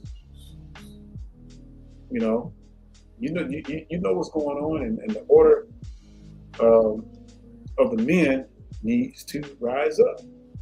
But we have a problem, because, you know, Brother Aton he said something profound. He says that the reason why these men are weak is because they're being raised by women. So that's the problem. So now it's like we're gonna have to spend decades, generations trying to rebuild, generation after generation, fixing the problem, because the problem is we're so damaged as a people right now. It's not even funny, and I don't even know if it can be reversed. Not through man, I should say. Of course, we know that the Most High is going to reverse everything. But you know, as far as our own efforts and everything, it's going to take some serious work from our people. All right. I wanted to bring this up. All right, it's from this is Jasher. You know, this goes into a little bit more concerning when Noah had a flood, because you know it's imperative that we realize, you know, a lot of people, you know, they're concerned with these old lessons about the last day. Hey, you know, I want to hear about the last days, and you know, tell me about this. Man, nigga, you ain't gonna make it to the last days 9 times out of 10. We got to worry about what you're doing right now on the earth. That's right. Right? You know, so keep these commandments now before you die on this earth, before the Most High sends his son Hamashiach by. Right? Check it out. Right? Joshua chapter 6, you're going to go to verse 20. It says, is not this thing that I spoke to you of 120 years back, and that you would not hearken to the voice of the Lord, and now do you desire to live upon the earth. Right? You know, this is going to be the same type of stuff that these, you know, like, because man, we're trying to get it right now. We're trying to get it now, so we ain't gonna have to go through this. But there's going to be people that's going to be going through this when the Most High comes back. When they see Hamashiach come back on the earth, right? They're going to be like, Hamashiach going to be like, hey man, I gave you over 2,000 years to get right. So far, we've been over here over 2,000 years since Hamashiach's been on the earth, right? And literally, that would be like really 2 days, you know. Right? And it said, but they did not hearken unto the voice of the Lord, and now you desire to live upon the earth. They're going to desire to live, right? They're going to desire to come to the kingdom. They're going to desire to get the spiritual body. They're going to desire to want to go through the wilderness with us, the ones that keep the commandments, and live with the Hamashiach. And they said to Noah, we are ready to return to the Lord, right? Right when immediate death was right upon them, right? It's thunder and lightning and storms are above them, right? Storms are above them, right? It's thunder and lightning and it's raining out there because they heard Noah tell the same story for 120 years. Man, hey, y'all need to get right. The Most High gonna send a flood and kill all you niggas. You gotta get right. The Most High is about to send a flood. I need y'all to keep the commandments, stop being wicked, stop fornicating, right? They said, we are ready to return to the Lord, but they weren't really ready, right? They were just, you know, saying that because they were scared. Only open for us that we may live and not die. And Noah answered them, saying, behold, now that you see the trouble of your souls, you wish to return to the Lord. See, that's the same thing that we're going through today. Why did you not return during these 120 years, which the Lord granted you as a determined period? What's this? Well, you know, what's this telling you, right? When the time of the Lord is up, when the Lord decides to take your spirit, hey, it's over with. Everyone has a determined period of lifetime, right? Where it be 20 years on the earth, where it be 60 years, where you die at 90 or 95 years on this earth. The Lord is giving you a time to get right. One day is too long, really, for you not to get right. If you know what's going on, right? The Lord is giving us this time to get right. It says, but now you come and tell me this on this account of the troubles of your souls, right? Man, when Hamashiach comes back, he ain't going to hear that you trying to keep the commandments now. All of a sudden, when you see him pop up and we see that it's real, right? He's not going to want to hear that. He's not going to want to see you being a submissive sister and obeying your husband when he come back. He ain't going to want to hear that. You're going to get destroyed. That's what's going to happen, right? You know, the Bible, you know what I'm saying? The death angel is going to come by and going to blow your wicked ass up. That's just that you know, that's just what's going to happen. If you're a weak brother, you know what I mean? The death angel is going to come by and going to chop your head off. That's just what's going to happen. But now you come and tell me on this account of the troubles of your souls. Now also the Lord will not listen to you, neither will he give ear to you on this day, so that you will not now succeed in your wishes. You will not be saved. If you die in a heart of wickedness, right? You're not submitting to your husband. You die a single mother out here that just won't keep your legs closed. This is gonna be you right here. You're not gonna succeed in your wishes to see the kingdom. And the sons of men approached in order to break into the ark and come in. You know, that's the equivalent of you trying to break into the kingdom. To come in on account of the rain, for they could not bear the rain upon them. And the Lord sent all the beasts and the animals that stood around the ark, and the beast overpowered them and drove them from that place, and every man went his way, and they again scattered themselves upon the face of the earth. And we already know how that story ended. The Lord drowned all their asses. All of them. Killed all of them. Yep. Only 8 survived. Y'all gotta really think about that. Only 8 survived.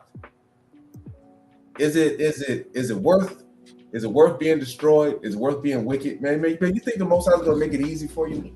Just think about this, right? Before Hamashiach came, right, as we see King David was reading in the scriptures, and he was having faith that Hamashiach would come down to hell to rescue his soul, right? Because you couldn't get the kingdom before Hamashiach would come and die for your sins. How were you getting there? And you didn't have Hamashiach to be the way to get you there. You see what I'm saying? Like, you know, you had to suffer.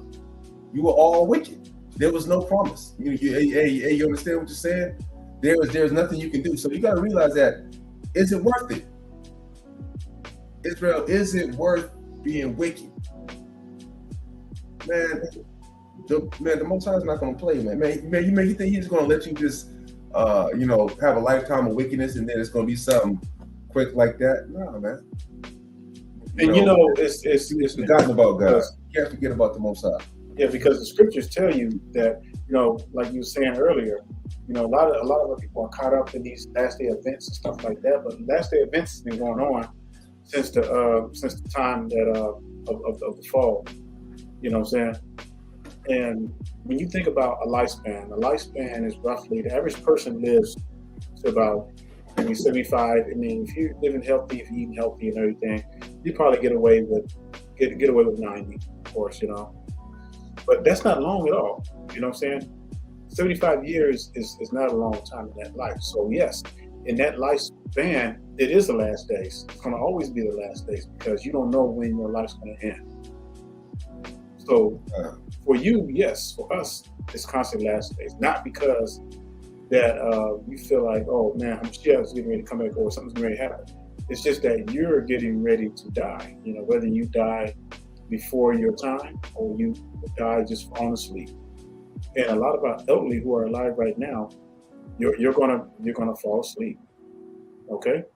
And that's just a given. And I know a lot of you are tired, but for you, this is the last days because your time is going to be short. So how you live that and what you do at that time, if you're really serious about Torah and you're trying to teach Titus 12 in Titus chapter 2, then that's something that will be a good righteous way to go out.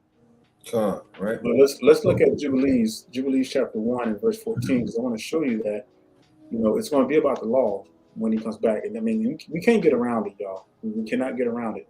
And this is why our enemies spend all their time and money trying to keep us breaking the laws constantly. Let me say something real quick, God. What's that? Let me say something real quick before you read that. Go ahead. Just to put something in perspective before the brother reads, right? Let's say if you live to 85, right? I just typed it in. You're gonna live, right?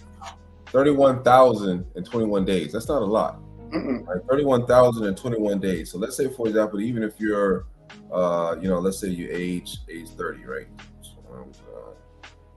Right? You only live 10,000, almost 11,000 days on the earth. That's not a lot, right? If you really look at it, that's not a long time to get right.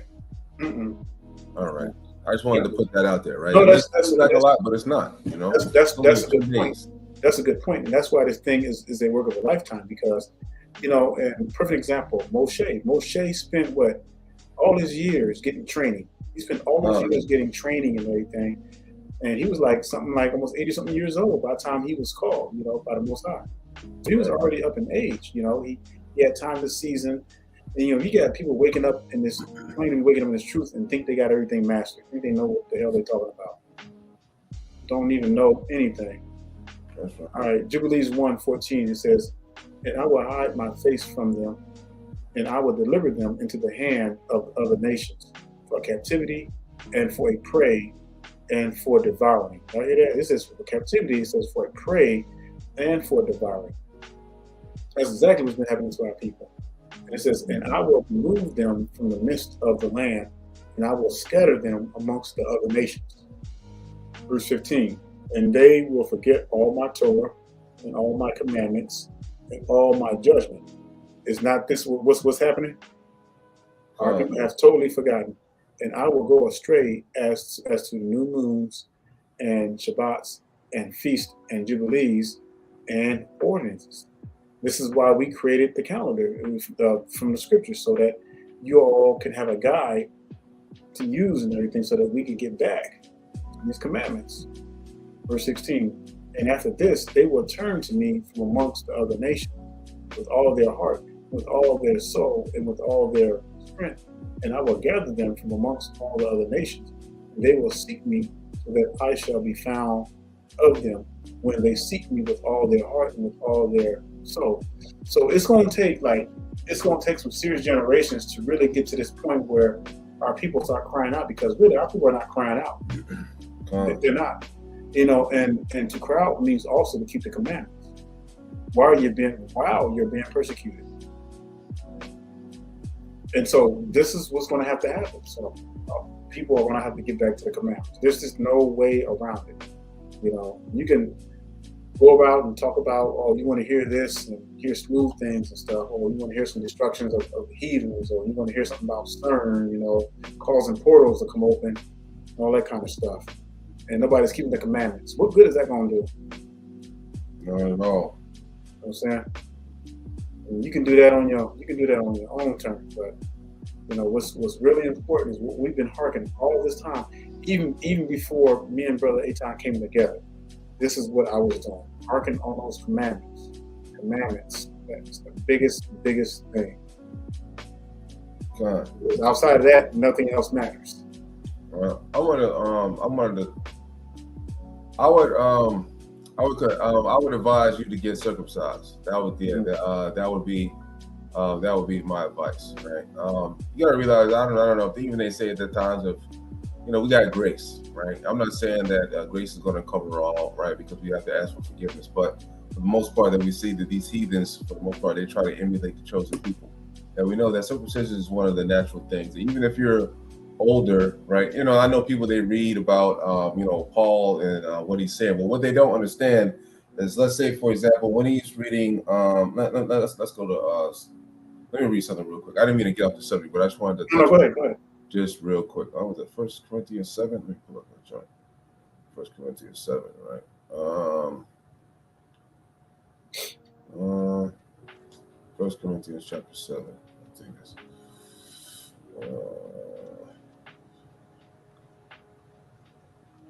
Hold on, let me see. Okay, right.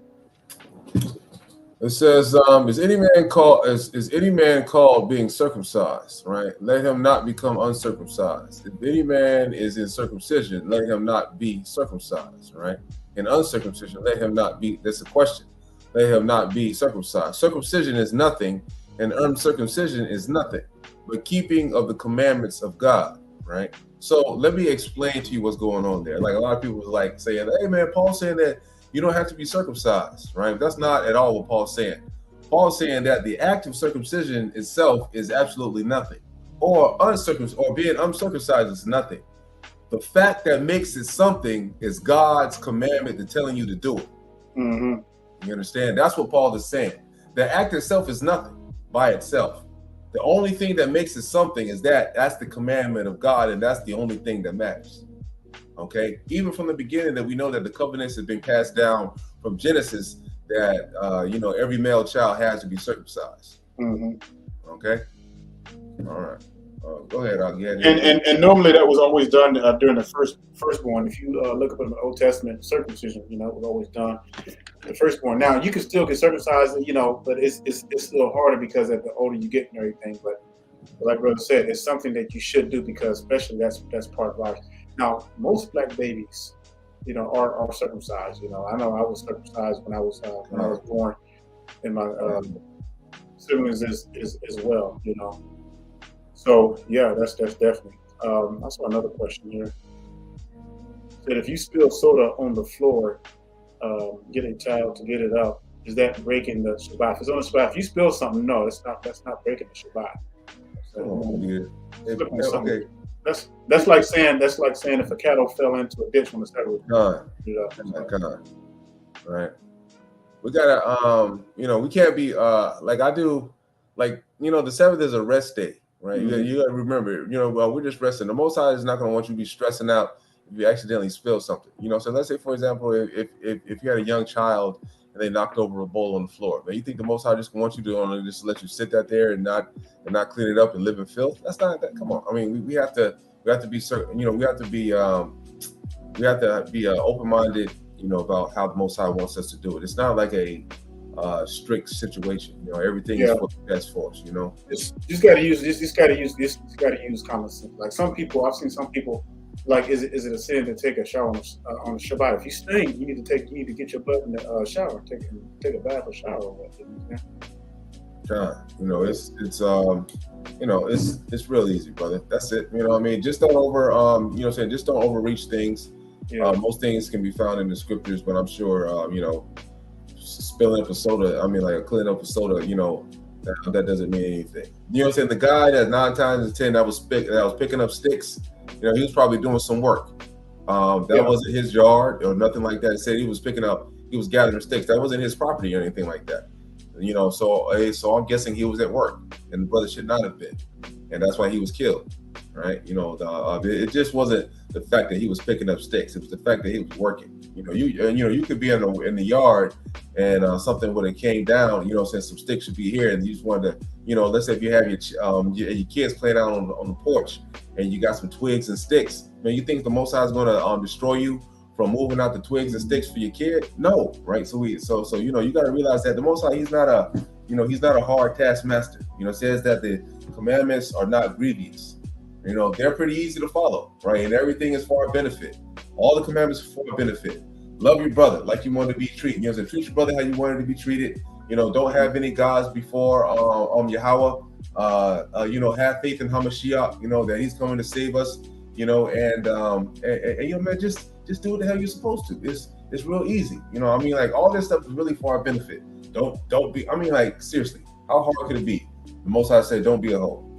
It's easy, stay with one man, that's easy right there, right? The Most High say, don't kill each other. That's easy, How hard is that? The Most High says, keep Him first. That's easy. All the commandments that the Most High give us, it's really easy, but for some reason, man, it's taking hell for us to keep it. Damn, our people just don't want to do nothing.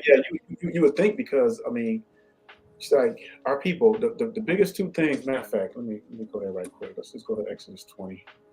Yeah, don't sleep with your brother's wife. Come on. Stuff like that. You should. Nobody knows that that's not gonna feel good if they get that done to them. You see what I'm saying? It's like some of this stuff is just like common sense, but this, common sense just ain't common these days. All right, look at this now. How hard is this right here? This is tying in with the lesson and everything, because we always tie the law in with the lesson.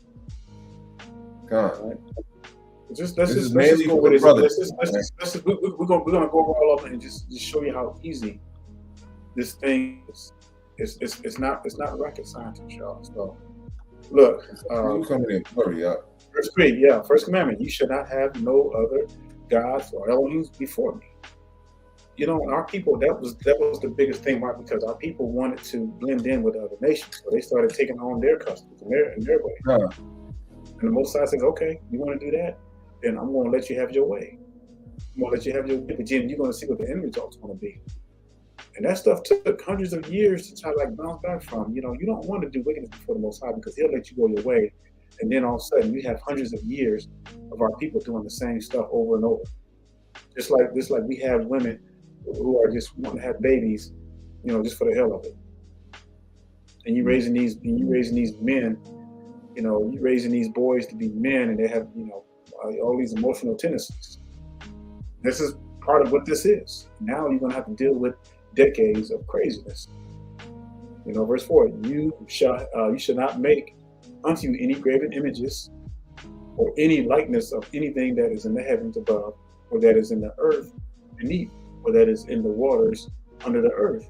So in other words, no images imitating that stuff. Don't bow down to creating that stuff. If you got tattoos, just repent and don't get no more tattoos. Simple as that. You know what I'm saying?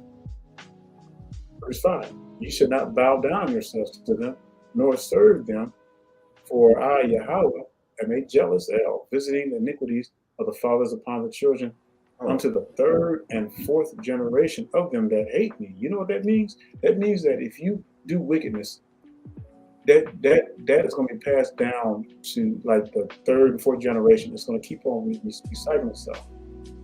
Just like when the Most High told Saul to kill those people, he didn't do it. Weak Saul, you know, he was a prime example of being a weak man. He wanted to sacrifice the best. And guess what it cost? Guess what it cost our people? It cost them hundreds of years of captivity, thousands of years of captivity. You know what? Hey, wait, hold on real quick. You know what I'm saying? Let's. I wanted to pull out something on verse 4. It says, "You shall not make any graven images."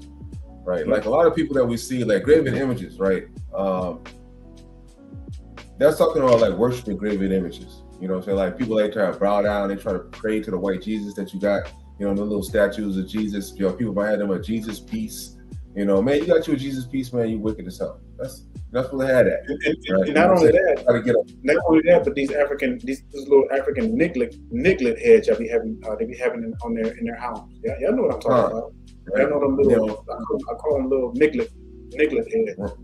Right. So you know, anything that you're trying to, you know, anything that you got, like, you know, how people, they have dolphins around their neck, or you know, any kind of thing that the Most High has made and you're worshiping it, and you've made an image out of it, and you got it around your neck or something like that, man, you wicked as hell. That's a graven image. It says, "Ye shall not make unto you any graven image," right, or any likeness of anything that is in heaven above, or that is in beneath, that is in earth beneath, or that is in the water under the earth. Right? The Most High don't want you making none of that stuff. You know, if you walking around here, you know what I'm saying, like those like these people that are out here believing in them damn what is that astrology mess, right? You know what I'm saying? Yeah, you got all these different symbols around your neck and things of that nature. You know what I'm saying? Stuff that you would have seen that's been made of a horse of Taurus or whatever that is, a bull here or something there, man. You got that around your neck, man. Listen, man, the Most High gonna destroy you, man. You making one of the top commandments that the Most High don't want you to do. That's just like these idiot Christians that had this that had the damn cross around their neck. You know, how dare you celebrate? You know what I'm saying? How dare you celebrate the worst day of Hamashiach's life? You got that you know, cross written around your neck, and you know what I'm saying, like you're you know, like it's holy and you want to follow. Man, come on, man, that's just ridiculous. That was the worst day of Hamashiach's life. These folks out here got a graven image around their neck. All right, Slaki, go ahead, Albert. Yep. And showing mercy unto thousands of them that love me and guard my commandments. Notice when he says thousands. That man, that's telling right there, right? It don't say millions or hundreds of thousands. It says showing mercy unto thousands of them that love me. That's a small number compared to all the Israel. Man, And that's talking about generations. That's talking about like within our, within our whole generations that happened. So you're talking about like thousands of people from like 14, 37 generations. You know what I'm saying? That is a small number. Mm-hmm. And it goes on to say, verse 7, "You shall not take the name of Yahweh in vain." So a lot of people think that that's talking about cursing. No, that's talking about living the life, keeping the commandments. Because a lot of people, for example, you got people who claim to be woke, but they're not keeping the commandments.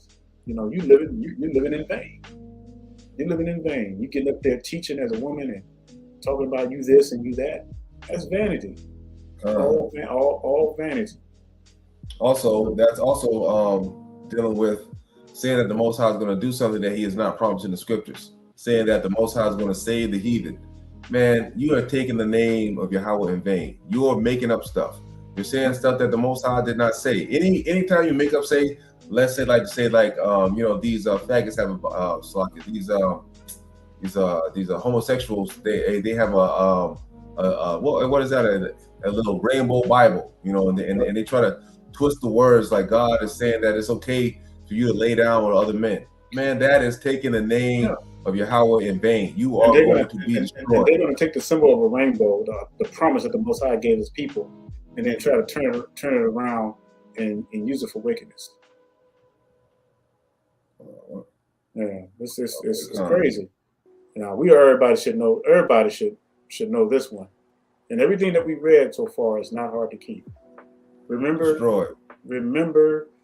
the Shabbat, to keep it holy. 6 days shall you labor and do all your work. In other words, everything that you got to do, get it done. You got 6 days to do it, but the seventh day is the Shabbat of Yahweh. In it, you should not do any work, nor your sons, nor your daughters, nor your married servants, nor your maid servants, nor your cattle, nor your strangers that is within thy gates, your gates. For 6 days Yahweh made heavens and the earth and the sea and all that in them is, and rested the seventh day. Wherefore Yahweh blessed the seventh day of Shabbat and hallowed it. So He did three things that He did to no other day. He rested, He blessed it, and He sanctified it. No other days he did that on. And we are commanded to keep the Shabbat. And the Shabbat was only given to Israel. And it says that in Jubilees chapter 2 and verse 31. Honor your father and your mother, that your days may be long on the land which Yahweh gives you. And you see what's happening. You see mother against daughter, daughter against mother, son against father, and father against son.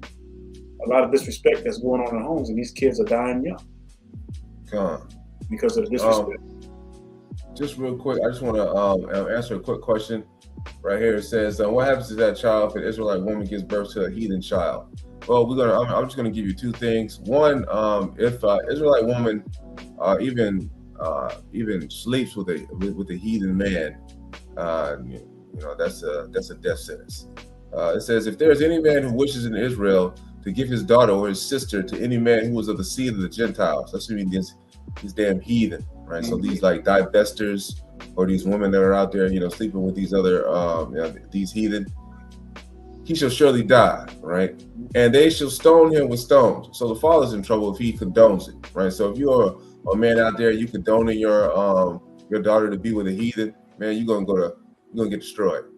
Well, he hath wrought shame in Israel because you wrought shame in your people. Remember now, genetically we are superior to all other nations. Why would you want to lessen your genes, even if they have got us beat somewhat as a majority, like mentally, because of the way that they got us, like children raising children. It's hard for our people to come into wisdom as a whole because we have so many children raising children, and the gap is big, right?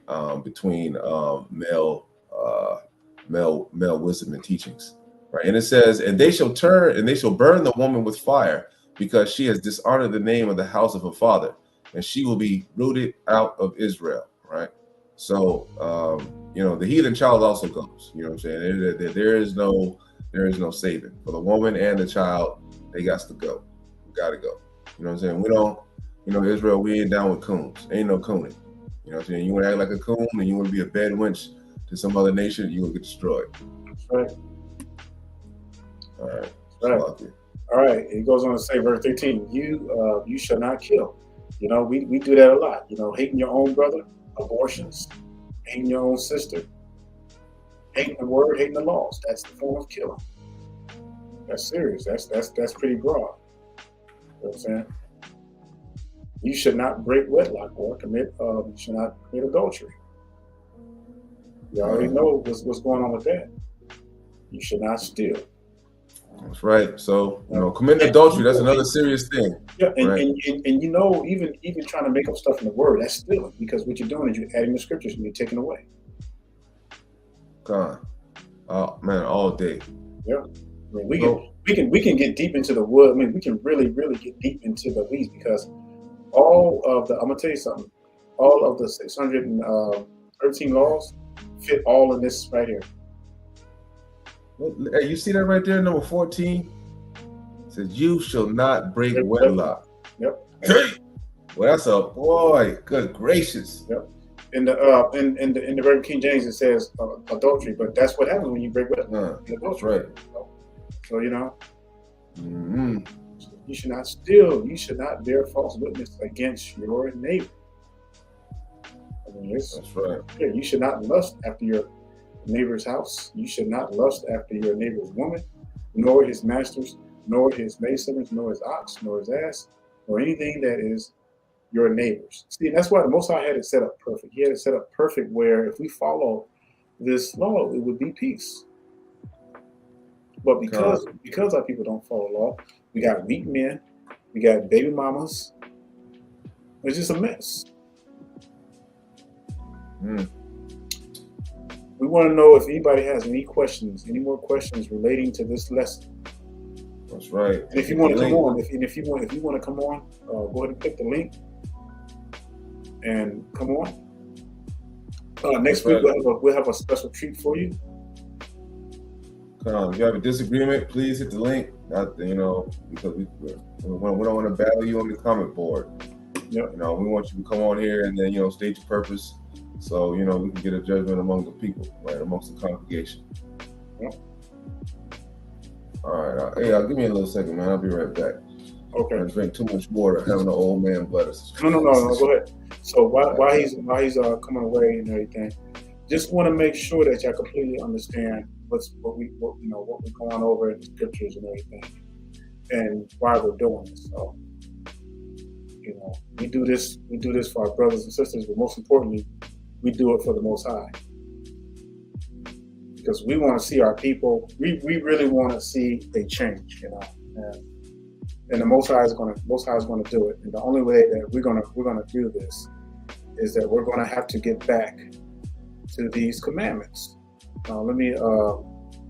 Let's go to 2 Chronicles. Let's go to 2 Chronicles, chapter 7.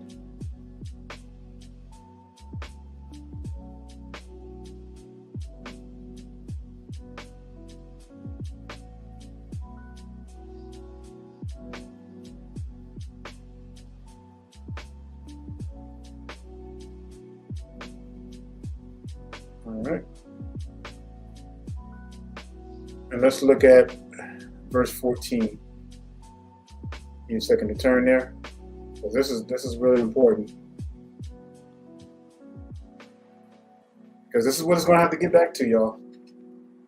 It says, if my people, which are called by my name, who is called by his name, we are called by his name.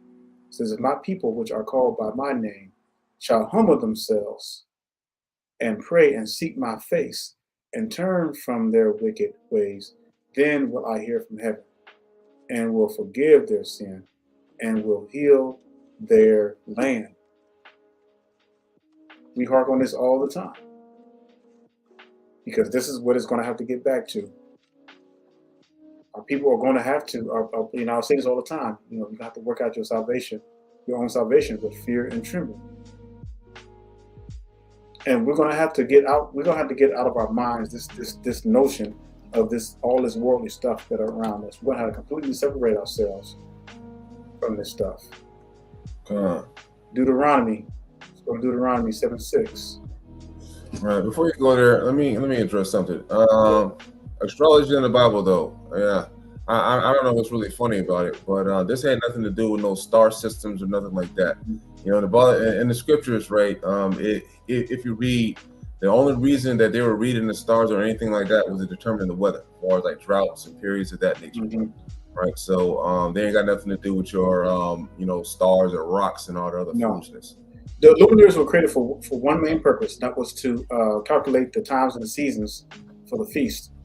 Yeah, and the days of the years and months and new moons. But what the heathens have done is they've taken it to a whole another level. That's why it says in Jeremiah 10:1, it says, "Learn not the way of the heathens, neither be dismayed by them, for they are dismayed by the signs of heaven." So, because they don't understand the signs of heaven. That's why you have a bunch of heathens sitting up on the side of a road along with our people, looking at the eclipse, when the eclipse is nothing but the moon catching up to the sun and passing right by it. That's all that is. You know what I'm saying? You don't hear nothing about no red moons and all this stuff. You know, all that astrology stuff is what the heathens have taken, and they've created their own stuff out of it and perverted it. So, what is that verse in Romans where it says that they took the name of the Most High and they made His creation of the beasts and the fowls and the wicked, all kinds of wicked stuff. So that's what the heathens are really good at doing, taking the natural things of the Most High, and trying to turn them into wickedness. Let me see. 2 questions. Let me see. Will there be marriage in the kingdom or another judgment after 1,000 years? The judgment doesn't come after the 1,000 years, right? You know what I'm saying? After the 1,000-year reign of Hamashiach, that's when the judgment comes. And no, during that time, no, there will be no marriage in the kingdom, right? During the 1,000-year reign of the Hamashiach, then you're going to only have 144,000 Israelites still have their spiritual bodies during that time, right? After that time, after the 1,000 years is up, and all of Israel becomes judged, and that's when the Most High will determine whether or not, who gets a spiritual body and who doesn't. With Hamashiach being sort of like, I would say, your lawyer. You know, I mean, he's going to be asked whether or not if you've been right on Hamashiach or not. You know what I'm saying? Like, well, Hamashiach is going to be like, yeah, or no, your ass is a goat. Get the hell out of here, into the pit with you. All right, let me see. If a child is born out of wedlock but has grown to keep the laws and the commandments, will he be destroyed? It depends on what you're referring to, because if let's say a sister, when she's young and she had her first child by the first dude she's ever been with, but they never got married. But technically, when you lay with a man, vice versa, you're automatically married. Now, if you had already slept with other dudes and then you had another child by a different man and so forth, then you're in trouble. But let's get some supporting scriptures for that, though. Let's go to Ecclesiastes. We bring this out, every week. That it's like, this is why it's imperative for you not to date any woman, for you not to marry or procreate with any woman that has children by another man. If you do that, then your child is fit for destruction. Let's go. Let's look at this verse already. I think this person is new, so it's like I've never seen him before, so maybe he's just got some other videos. But Ecclesiastes chapter 23, verse 22, it says, "Thus shall it go also with the wife that leaveth her husband, and bringeth in a heir by another." For first, so in other words, whatever woman, so the first dude that you slept with, you had the kids by, that's the only shot you got. Aside of that, you can't. That's against Torah. It says, "For first she hath disobeyed the law of the Most High, and secondly she hath trespassed against her own husband, and thirdly she hath played the whore in adultery, and brought children by another man." And this is why we tell you brothers, stay the hell away from women that got kids already, or that's been done, have a high body count, laying with other men. You don't need that. She shall be brought out into the congregation, and inquisition shall be made of her children. Her children shall not take root. So in other words, that they're done. Her children shall not take root. and her branches shall bring forth no fruit. She shall leave her memory to be cursed, and her reproach shall not be blotted out. That's serious. That name. I don't know how much can get no plainer than that. And they that remain shall know that there is nothing better than the fear of Yahweh, and that there is nothing sweeter than to take heed. Yes, you have to take heed unto the commandments. So here it is again. This is what we've been harping on all this time. That there is nothing sweeter than to take heed unto the commandments. That's right. Because the commandments are life. The Torah is life. And it tells you what? You cannot go in behind a woman that's already had children. Yep. That's the commandments. That's considered adultery. If you do that, you know, so that's just like these camps, right? They believe, you know what I'm saying, they call the white man the devil and all that, right? But then they're gonna call, like, if you are an Israelite man, you done laid down with this damn devil, and then the baby, how is that child that is birthed from a devil going to be an Israelite? It makes no sense. You see what I'm saying? Like, you can't lay down with the unclean nation and then expect your offspring to be clean. Mm-hmm. That's the epitome of madness to even think that is stupidity, right? You know what I'm saying? The Most High is not playing. He gives you the rules that are laid out. The rules don't have, you can't bend the rules, you can't break the rules. The rules are there. You got to follow them. The Most High says, hey, man, you know what? I like my people, black. So that's how I like my people. I don't want to mix in with the other nations. You know what I mean? I want them to all be one folks. You know what I mean? I mean, like, just think about it like this, right? Even, I don't know where you brothers grew up at, right? But, most of y'all grew up like me, hey, I didn't have much when I was coming up. So we grew up, we stayed outside all the time, played basketball, did whatever, right? And even when I noticed that other nations, they would play sports among us, man, we never really considered them as competition, because we knew we would just blow right past them. You know what I mean? There's always another brother that was a competition with us, because, he was on the same level as us. Things of that nature. Like, man, we never really viewed the other nations as competition, even now. You know what I mean? Which is why we don't need to be mixing with them. So because if you're mixing with them, that's going to do what to our genetics, right, brothers? That's going to lessen our genes. That's just like saying, like, if you have a wolf, right, and a wolf doesn't mate with another wolf, right? Instead, the wolf mates with the poodle, right, which is essentially what you'll be doing if you mating with other nations, right? Inferior nations. So, like, when you're mating with them, you're gonna have a poodle wolf. You know what I mean? It's not gonna be the full strength of a wolf. Something's gonna be off.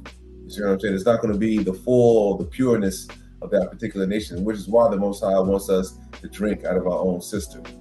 Yeah. Right. So you brought up a good point, and I challenge people on this, because you got a lot of, like you said, the camps. You got to call them mixed people Israelites. Well, if a pet bull mates with a German Shepherd, and that German Shepherd, and they have that little pup together, is that, and if it's a male pet bull and a female German Shepherd, is that little pup going to be a pet bull? You don't know. You know what I mean? Now, in the beginning, remember, man, the Most High had allowed Israel, in order to build the nation, right? There were certain prerequisites that the Most High had allowed Israel to take women from other nations, as far as, in times of war, women that haven't laid down with other, with any other men, and things of that nature. You know what I'm saying? We were allowed to take them as wives and have children with them. Right. But that was during the time of building the nation, because they were to be servants as well too. But after the nation was built, the Most High, he wasn't with, going out there and then getting on some other women. Let's say, for example, you want to read Ezra, 9 and 10. You'll see that they even tried that later on, after Israel was already established. We had been through some curses and wickedness and whatnot. They had still tried to get some mamzeres. They had still tried to marry, outside of their people. And the Most High was not dealing with that. Made them get rid of those strange women for wives, and the mamzer babies that was born unto them. Yeah. So Matt Ash had a question. So what's Joseph? No, that's what I was answering. That's the question I was answering. That's the question I was answering. So what? That's the question I was answering. Okay. Yeah. Yeah, you got to understand too before the law and everything as well. And then this to bring out, you know, Joseph. You know, he was still a servant, even though under Pharaoh, in the government, he was still serving under Pharaoh. And as a matter of fact, dealing with that, the Most High also he took a leniency on the Egyptian people. I think even if you're born into the third generation, far as like an Israelite person, you're allowed to come back into the you're allowed. Yeah, Deuteronomy 23. So that's another thing too. So pull that up. Deuteronomy 23. And then you got to understand when people bring up the Joseph stuff, you know, you got to understand the generations later, you know, they boys bred back in to the fold. Well, let's see right here. Now it says, thou shalt not abhor an Edomite, for he is thy brother. Thou shalt not abhor an Egyptian, because thou was a stranger in this land. The children that begotten of them shall enter into the congregation of the Lord in their third generation. So, you know, the Most High, he makes, caveats for certain situations, because he knows that you know, we're among those people, you know, for a long time. And plus, man, you know, they look similar to us, as we see today, that the ancient Egyptians are indeed the Hamites that we know today as Africans, right? That's the true ancestral look of the real Egyptians, you know, not those Ottoman Turks that are today occupying the land, even though they're from history that they are not the people, right? But the Most High told them that they was going to make those folks a base people for until it was over with, and we see that they have not been able to take control of their land ever since that time. The Most High has just been putting a foot in their ass. All right. Any other questions, Israel? If not, we'll shut it down. Yeah, but make sure you hit that like button. Make sure you share these lessons. We know that we only have a small audience with you guys, but we need you to really share this. Know that we're not going to be able to get everybody, but you all can really help by spreading this message as well too. And invite your brothers and your sisters to also join us next time. That's right. To help support these cause, so that we can grow. Because the more we grow, the more that we can get this message out, and the more people that really wake up and really truly get back to keeping these commandments. The better it's going to be. Now, because we're fighting, we're fighting against a harsh system, and already fighting against the curses, and it's like we're trying to swim up a waterfall, literally, like a vertical waterfall, trying to swim up a vertical waterfall. No tools to use. Well, Israel, I just want to say I appreciate y'all listening, man. For all the sisters and brothers that we have riding with us week in and week out. We really appreciate y'all. We also appreciate the new subscribers that we're getting week in and week out. Really appreciate that too.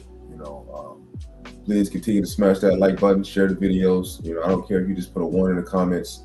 Just say anything, right? The more you say, the more you engage, the more this will run through the algorithm, and it'll push it out to the rest of the Hebrews. Okay, so we can so we can go ahead and get that out of the way. All right, Israel. Anything more pertaining to the lesson? I see you, Matt Ashford. You got a lot of questions. All praise to the Most High.